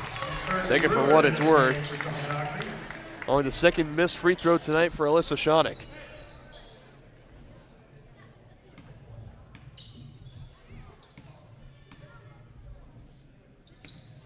Makes the 2nd. You just had a feeling out of all the seniors that Alyssa was going to try to step up and really kind of put that Superman cape on, perhaps, and she's done it. Her and Haskins Dietrich, I mean, these two, they've been the leaders and they've been the alphas out on the floor for their respective teams tonight. We expected that, and it's played out just how we thought it would be. And for us Chieftain fans, it's gone the way that we'd hoped it would go to this point as well. At least thus far.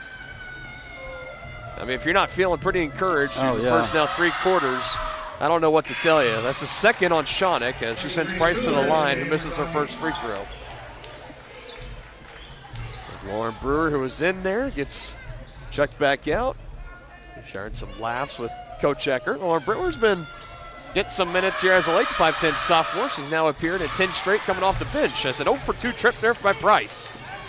2 missed huge free throws for Ottawa. Now Shawnick almost had it poked away from behind, finds an open Johnson.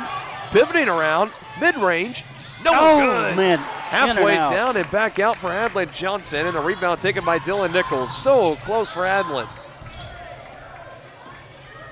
Again, about a half-second difference between shot clock and game clock. They can hold it for essentially the final shot. Up top, all the space for Michael. She'll drive and kick it back out. Haskins Dietrich trying to get around Bruni. She hands to Price. The three's on the way, and it's short. But Nichols an offensive board, and she hands it off late to Michael, who's there for the putback for 2.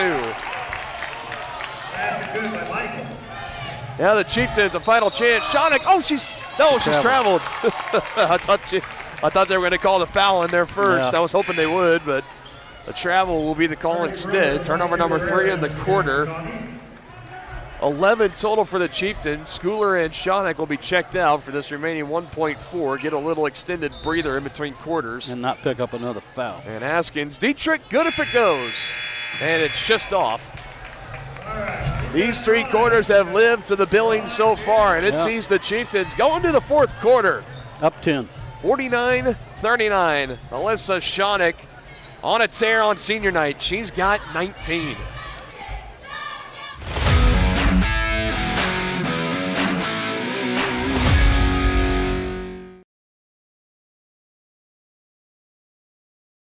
Tonganoxie is the ideal location to start a business. That's why the Tonganoxie Business Association has strived towards a common goal of adding value to businesses and the community since 2015. They assist in providing improved services for customers and visitors, encouraging and enhancing businesses, and preserving historical and cultural assets.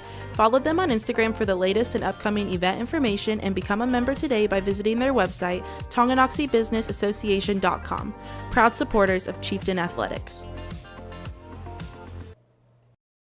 A great collision on the field?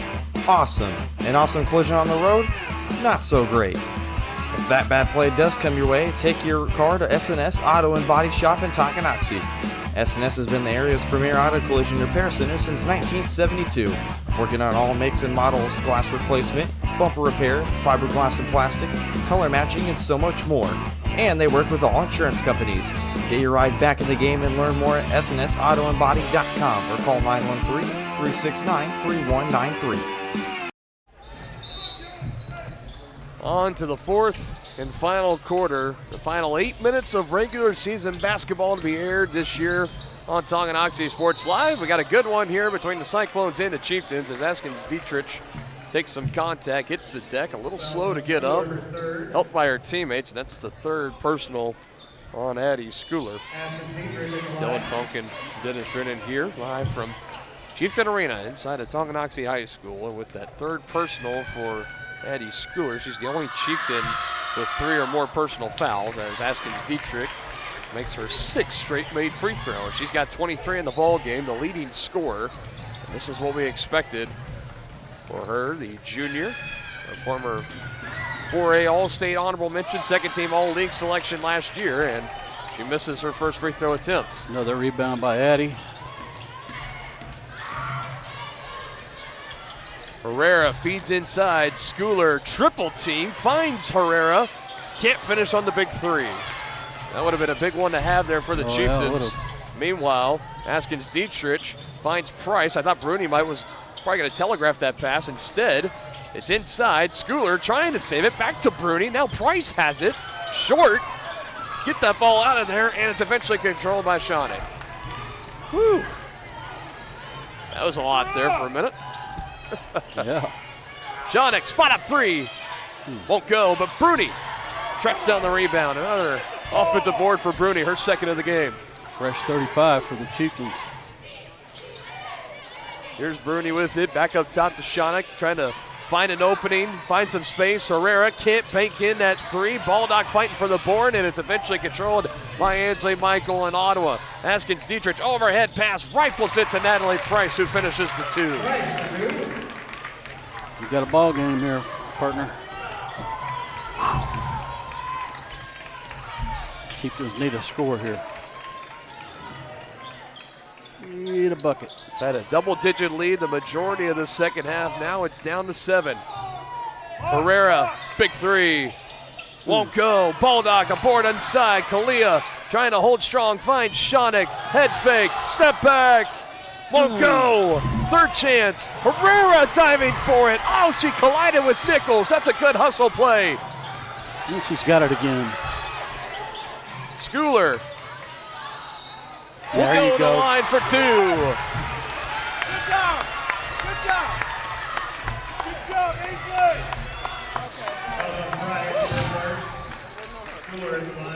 I'd say the heroics of Jayla Herrera. I mean, full-on diving out for that loose ball. She collided with Dylan Nichols. That's just 2 players going for the ball there. Again, officials have been letting them play tonight. That's been no secret. Schooler makes the free throw. Now 2 for 4 on the night from the line, as Baldock will be checked out. And keeping that possession alive. Multiple chances for the Chieftains. You had Baldock getting a board, multiple others. And the second one, no good, as it stiffed around and controlled by by Nichols, rather.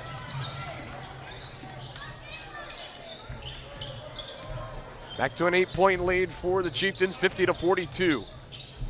Under 6 to play now. Poked away, Shawnee gets the steal, trying to fight off defenders, and she's fouled. Again, the ferocious quick hands in the defense of Alyssa Shawnee results in another takeaway and a foul. And that'll be on the Cyclones. They put it on Price, and that'll be her first personal. Well, they need to make this one hurt.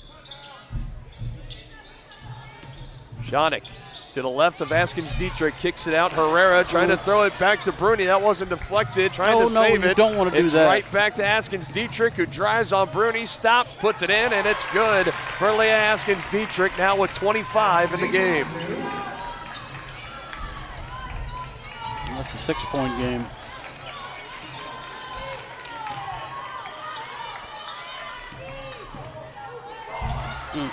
Another one, poked away. Turnover by the Chieftains. It's Price back the other way. Adjust in midair. Can't get the finish. Good contest by Shawnee. And the 9th rebound of the game pulled by Addie Schooler. 1 rebound away from securing that double-double. Would be her 5th of the season if she can do it. Under 5 to go. Nearing the halfway mark of this 4th quarter. High intense Frontier League matchup. Bruni can't knock down the rainbow 3. Evans bringing it across the timeline. No look feed to the far side. Natalie Price, a 3-ball, no good. There's the double-double secured by Addie Schooler, her 10th rebound. Goes back to Shawnick, and Shawnick is fouled by Price, trying to close in on that loose ball. Now something else to keep in mind, third team foul.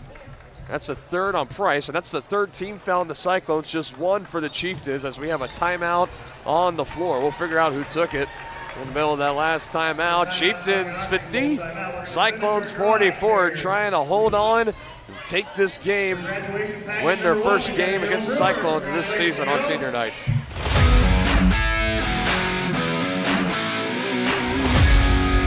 Up your lawn care game at Hers Inc. in Spring Hill. We have one of the area's largest and most diverse selections of lawnmowers, including top brands like Altos, Bobcat, Gravely, Dixie Chopper, and Red Max. Quality built machines for any size job. And when you get your mower at Hers, we offer full service and repairs covered by your warranty. From the backyard to the back 40, the all-star lineup of mowers at Hers will make you the captain of the lawn. See the full lineup at hersinc.net. Call 913-247-3530 or just stop on.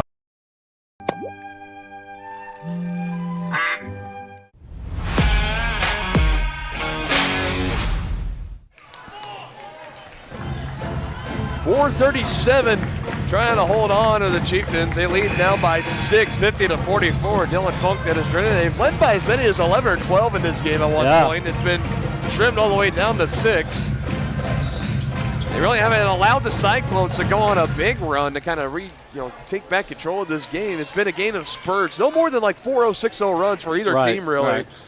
The Chieftains now are going to be facing some full court pressure of Ottawa. Just trying to take care of this basketball as it's in the hands of Shawnick. And they're going to put Eskin Dietrich on her. Yeah, she's made that switch and has gone man-to-man guarding Shawnick pretty much from this fourth quarter on.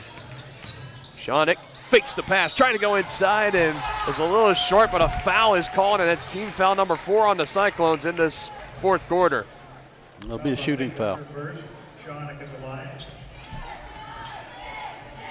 First foul of the game on Dylan Nichols, and back to the line goes Alyssa Shawnick. So far, 6 of 8 tonight at the line. Takes a couple of extra bounces, and the first one is up in the air, good. The commit going to Tabor College. She will leave Tonganoxie High School, the all-time leading scorer and arguably the most decorated Lady Chieftain basketball player ever in program history. 1 for 2 trip at the line there.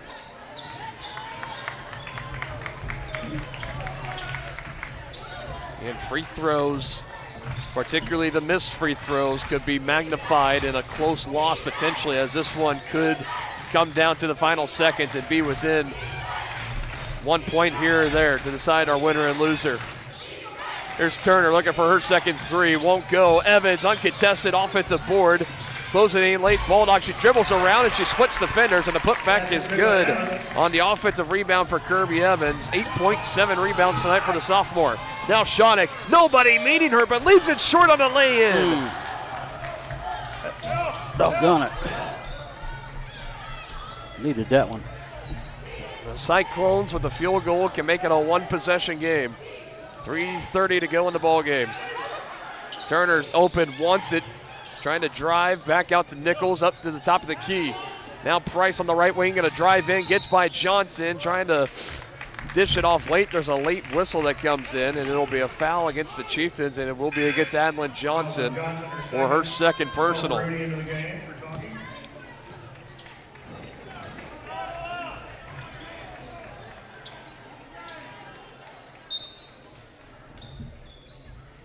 Here's an inbounds play up top. Askins Dietrich for a one-possession game. It does not go. Nichols had the board, tipped it out of bounds. That'll be Chieftain basketball. She got away with an over the back right there, but that's okay.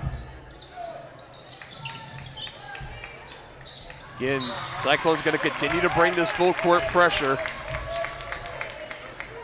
The Chieftains, they definitely having the advantage of not just one head coach and Coach Ecker, but 2 head coaches as the first pinch on the assistant, Mitch Loomis, the former girls basketball head coach. Continuing to coach up all 5 Chieftains out on the floor. Schooler, pull up, just off. Was worried about it, had it poked away from behind, tried to take the shot instead. It was just off. A hard bounce on the left side of the iron. Still leading by 5 are the Chieftains. Nichols over Schooler. That's way off, and a rebound by Johnson. A strong board inside by Adlin, and a jump ball. That'll be Chieftain basketball, but at least on that jump ball, that will switch the possession arrow in favor of the Cyclones at the next stoppage. 2:48 to go. Under 3. Let's go, girls. What a ball game to wrap up our coverage here tonight.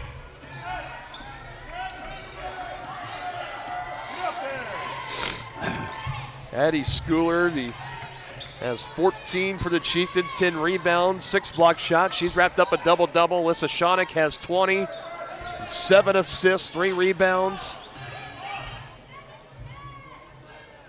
Now it's in the hands of Shonick. 10 on the shot clock. She stops. Oh, my. She didn't miss that one. No, she did not. And that hesitation move, clutch.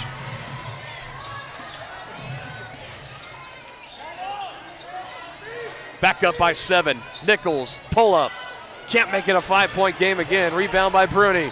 2-minute warning in this one as Bruni is fouled, and that's team foul number 5 on the Cyclones. And if you're Kirby Evans there, I'm not entirely sure what you're really thinking there. I mean, I get what you're thinking, I guess. You don't want to foul Shonick.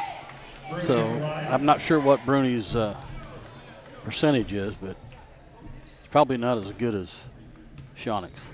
Around the line of 55%. Ashlyn Bruni. Big. Oh. Just off.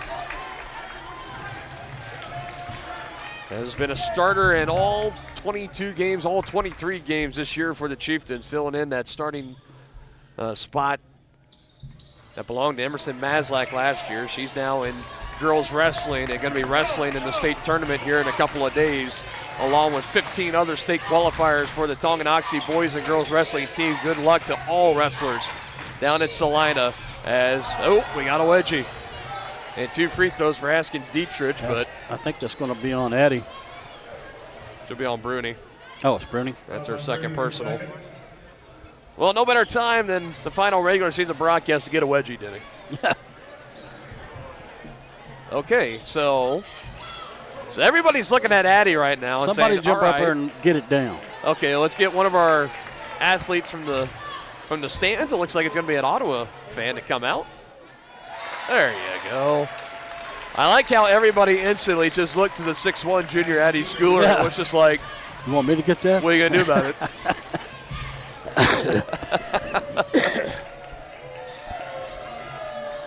Well, they need to get this rebound if she misses. She doesn't miss many, though. It's 2 free throws, so let's relax on the first, and she makes the first one. Now 7 of 8 tonight from the free throw line. Pretty close. She went 8 of 9 in the 1-point win back in January for the Cyclones. It's on the way, and it's good. Ice water in her veins for Leah Haskins Dietrich with a game-high 27 points. And the Cyclones are back within 5 as we near the final minute 30. Chieftains trying to hold on. They have, outside of the opening bucket going to Ottawa, they have led the entirety of this game on senior night. Trying to win it for the 3 seniors, Alyssa Shonick, Kalia Baldock, and Jayla Herrera. 7, 6, 5 on the shot clock, a drive. Shonick denied by Nichols, and it'll stay at this end with 2 seconds to spare. That was a lot of time chewed up there by the Chieftains. However, now in a tough spot, and this might be the play where you try to get some lob where Addie catches it at the top of her jump and just tries to put it in and finish, or maybe draw some contact and go to the line. Johnson gets her freed up on the screen. It was bottled up by Nichols. Now Shonick pokes it away from Haskins Dietrich. But remember, the possession arrow in favor of Ottawa, so they will keep control. So close to yet another steal for Alyssa, who so far in this game, she's taken away 3. As Baldock checks back in for Johnson.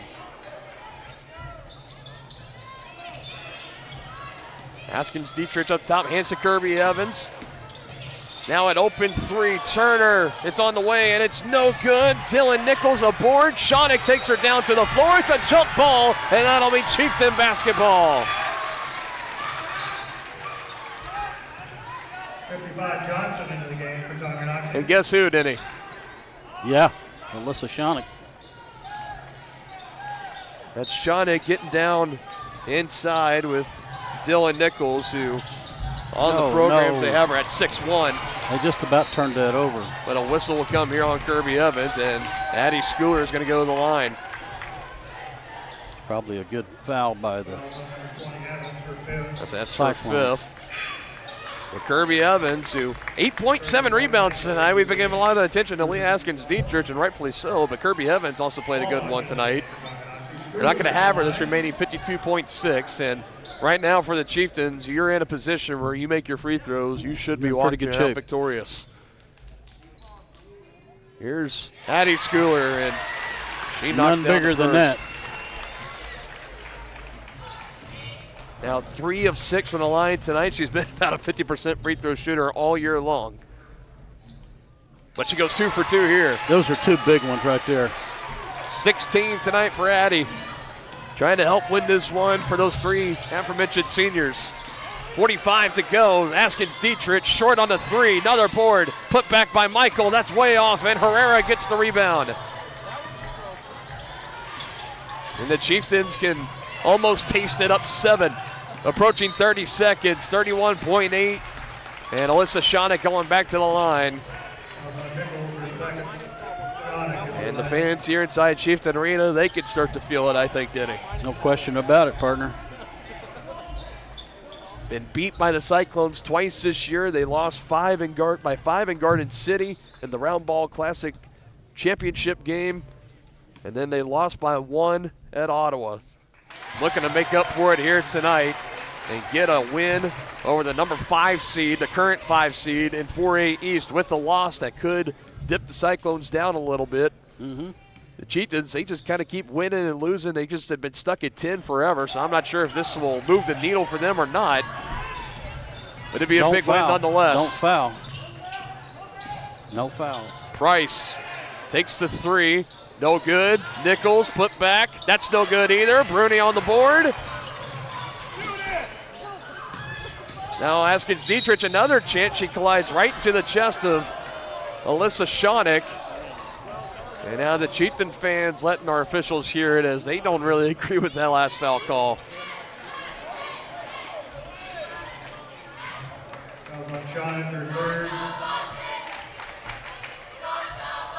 And start the buses chants being echoed out by the Chieftain student section here. Which I might add is a classic from the Ottawa student section. So maybe a well planned out little chant there. A little payback. Askins-Dietrich is now 9 of 10 from the free throw line. And I'll tell you, barring anything really crazy happening here in this final 12.4, Leah Askins-Dietrich, she's got 28 right now, 29 in the ball game. She's given her all tonight for Ottawa. Over half of the points belonging to her. They get it across the timeline in the hands of Schooler. And the Chieftains, 3rd time's the charm. They take down the Cyclones on senior night. 56-50, your final score. And a big win for the Chieftains to close out the regular season here in winter sports. Tonganoxie will finish 15-8, 8-5 overall in Frontier League play. And we'll head into Sub-State on a 2-game winning streak and winners of 6 of the last 11. Where will they go? Nobody knows yet. Nobody knows. Could be a variety of, now with a win, about 4 different schools, up to 4 different schools. Could be the matchup. We'll know come Saturday morning. What a way to cap off our coverage here tonight. We step aside. We'll be back. Brothers Market post-game show. And we wrap up our coverage here tonight. Don't go away. We'll be back in a minute. I was just wondering. Enter query. Should I use a robot? Vacuum? No. Are robots taking over the world? Yes. Never mind. Sometimes humans are just more helpful. Unlike a robo-advisor, we can put together a personalized plan. Farm Bureau Financial Services. It's your future. Let's protect it. Contact Farm Bureau agent Tex Vandervoort from Tonganoxie today. Families and business owners have trusted Mutual Savings Association for over 100 years. They offer checking accounts, online banking, personal and business loans, investment planning, insurance and retirement plans, and so much more. Their team specializes in creating a financial plan that is tailor-made to your needs to help you achieve your financial goals. Visit one of their 6 nearby locations, including downtown Tonganoxie, or visit their website msa.bank to learn more. Member FDIC.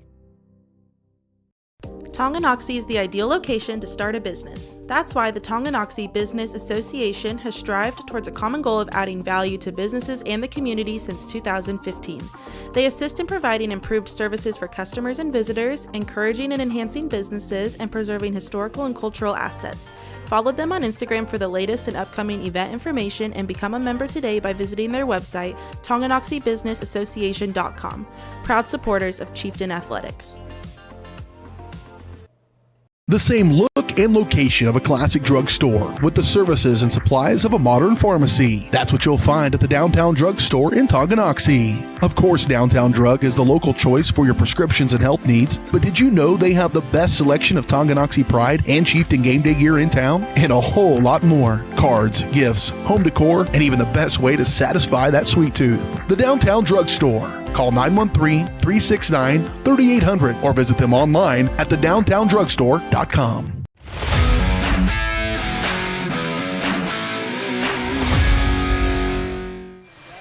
Well, they're not playing the music, but we are taking it easy here. The Brothers Market post-game show. You can check out the weekly ads and specials in-store or online at shopbrothersmarket.com. Brothers Market, where they treat you like that. They always play the Eagles. Take it easy. I know. After every home game, and then the final one, they're just going to say, no, we're just going to let it go. So, anyways, we're still taking it easy, and we're capping off a good night here tonight. Final score in our girls' game, 56-50. The Lady Chieftains get it done. They beat the Cyclones. Third time's a charm. All 3 games between those 2 teams decided by 6 or less points. Being informed, no Mr. Wellers. That's why we have no Eagles here. Oh, there we go. So, helpful to know. Wonderful weather, wherever you're at. We miss you. Yeah, no here kidding. Tonight as we wrap up our coverage. So let's get into the final stat totals here for tonight. And, you know, looking over on that Ottawa side, I mean, you had the leading scorer in the game with Askins Dietrich. She had 29 points, shooting 50% from the field. She was 8 of 10 from 2, just 1 of 8 from 3. It was a cold night overall from 3-point range for Ottawa, and that could have very well been the difference in this game. 2 of 18 were the Cyclones. 5 of 17 were the Chieftains. Not a whole lot better, but still 3 more made. Yeah. That's 9 points. In a game you win by 6, those are big 9 points for you, no doubt. Outside of that, you had 6 points for Natalie Price, 3 for Alexa Turner, 8 for Kirby Evans, and 2 apiece for Ansley Michael and Dylan Nichols. Ottawa finishes the game shooting 31% from the field, 19 of 61, 11% from 3, 2 of 18, like we already mentioned, and 10 of 15 from the free throw line. It was Askins Dietrich that took 11 of those 15, and she made 10 of them. Yeah. She was phenomenal here tonight for the Cyclones. And, you know, before we move on to the Chieftain side of things, you know, she gave her all, you know, over half the points for Askins Dietrich, you know, for the Cyclones belonging to Askins Dietrich. And she's been so fun to watch, and we still get to watch her next year. So it'll be a senior year for her. Yeah. But she'll play at the next level somewhere. No doubt about it. You know, best of luck to Ottawa the rest of the way out. And who knows, these 2 teams, they could find themselves in the same sub-state group. They could potentially meet if everything goes right down in Hutchinson, or a quarterfinal matchup at a neutral site. We'll wait and see. That will be a lot of fun to watch if it happens. But a big win here tonight for the Chieftains as we go to the point totals for Tongi. And let's just go ahead and let the cat out of the bag. And, you know, this was a struggle. We only have so big of a graphic, Denny. I know. So only about one name could really go on there. But I'll tell you, Alyssa Shonick, 23 points for her tonight to go with 6 rebounds. She had 7 assists and 3 steals, 7 of 17 shooting from the field tonight. You had Addie Schooler with 16 points, a double-double, her 5th of the season with 11 rebounds in there as well. Many more to come for her. 6 block shots, 2 steals for Addie. She was tremendous. Jayla Herrera set the tempo early with some 3-point shooting. 3 of 9 is where she finished on the night tonight on her senior night. 11 points, 6 rebounds for Jayla, 2 steals as well. There were a lot of different routes you could have taken. Yep. And Kalia Baldock always Baldock getting in there, doing the dirty work, blocking out on rebounds and playing good defense. Yeah, she finishes no points tonight, did have 6 total rebounds in there as well. 1 assist for Kalia, also had 1 steal in there, and many other great hustle plays as well. A lot of options here tonight, but Alyssa Schoeneck with 23 leading scorer for the Chieftains. She is, for one final time this year, at least in the regular season, our County Road Brewing Player of the Game. County Road Brewing congratulates Alyssa on being named Player of the Game. Rooted in the community, brewed for the journey. See what's brewing today at County Road Brewing in Tonganoxie. And I do want to add, the cupcakes before game had no sway in the voting. No. And I'm being 100% honest about that. It is just truly. No, she put up the numbers. She did. And you and I, we always talk about, for the boys, you could say, Lachlan McRae every night could always get it. And for the girls, it's Alyssa Schoeneck. And that is very true. But when those type of superstars make superstar stat lines, you got to recognize it. And that's exactly what happened tonight for Alyssa. I mean, 16 second-half points are to help kind of seal this win. Are you kidding me? That's incredible. A shout-out to her and Addie for hitting 4 big free throws down the stretch. Yeah. I mean, ice water in their veins. They drained them. 8 of 12 from the line tonight for Schoeneck, 4 of 7 for Schooler. Yeah, but they hit them in, prime time. Yeah. When they really needed them. In the big moments, no doubt. In the big moments. So that's no doubt. That's what makes a superstar. No doubt about it. As a team, the Chieftains finished shooting 13 of 23 from the free throw line. The Cyclones went 10 of 15, like I mentioned. So even still, in a game you win by 5, you finish shooting 57% from the line, and you're saying there's still room to grow there. We can do better. Yeah. And, in a sub-state game, you probably are going to have to be a little bit better. This might be a game instead. And, it's very easy with this Ottawa team tonight. A couple of made threes. That could be the difference when you're looking at saying, man, 10 missed free throws and we lose by, 2 or 3 points potentially. Yep. But instead, you win by 5 and you're very happy about it. You win by 6, rather, and very happy about it. And just an awesome finish to cap off our regular season of the winter sports cycle.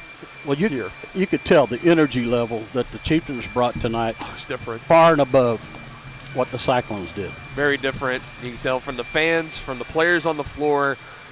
Just you and I, we were just sitting here on our final break, kind of in between while the national anthem was playing. We were just kind of looking around. It was like you could just tell something feels different in here tonight. And it did. It started out the way of the Chieftains. They held on to a double-digit lead for a good portion of kind of that middle part of the game. The Cyclones made it close there in the fourth quarter, but just weren't able to get any closer. And I think 4 was the final, 4 or 5 points. Yeah, I think was it. I don't think they ever made it one possession. And the Chieftains ended up winning by 6. Clutch free throws down the stretch, like you mentioned, from Schoeneck and Schooler. And they wrap up the win. 15-8 overall, 8-5 in Frontier League play go the Chieftains. And we'll see if they go up. Do they get the 9 seed? Do they stay locked in at the 10 seed? We'll just have to wait and see. Yep. Again, they could be playing at Hayden. They could be playing at Santa Fe Trail. They could be playing going to Bishop Miege to play the 4A Juggernaut Stags. They could be going a lot. They could be going back to Fort Scott. Well, we're going to be there with them, partner. No matter what, I think we're going to be there. And even if Keisha wants to try to say no, you can't. Maybe we just sneak around. This team, this school, this community, I believe they deserve to right. Oh, I do to too. have their game covered Absolutely. on our, by their hometown broadcasters. So we're going to do it. You can plan on in a week's time. That'll be next Tuesday is when the sub-state first round game will be. You win that, you go to the sub-state final. That'll be next Friday. Again, if things stay where they're at right now, Tongi will be at Hayden next Tuesday. If they win, then they'll go to Eudora and they will take on the Cardinals, or I should say the winner of Eudora and Lewisburg, but it's going to be Eudora, and take on the Cardinals in the sub-state championship game. Another chance where you've lost 2 in a row this year to Eudora. Maybe a chance to win it in the third time in the sub-state final. But we'll wait and see. But that's going to do it for us here tonight. We're going to be off for a week. We will see you folks back here next Tuesday on the road. We'll be at the sub-state semifinal game for the Lady Chieftains squad, and we just want to thank you guys so much for following along with us all winter sports season here on Tonganoxie Sports Live. Fall sports season as well. Winter sports season schedule is going to be coming out here soon. You can check it out over at varsitysportslive.com. Have some softball, baseball, girls soccer sprinkled in there to wrap up our 2025-2026 school year. Denny, any final thoughts? One final chance to have some parting words from Chieftain Arena. Well, thank you, boys, for a tough season. You finished it out. You never quit. I know you're not going to get to go on into postseason play, but congratulations to all you seniors, and best of wishes to you in your next adventure. And you ladies, we're gonna follow you as far as you go. Yep. So hang in there. Play. Yeah, if you play like you do tonight, you can beat anybody. I really believe that. So you can be a tough draw. We'll see how it goes. Encouraging words there from our own Dennis Grinnan as we wrap it up. The final words here tonight. We'll see you next time here on your home of the Chieftains, Tonganoxie Sports Live. Take care, everybody.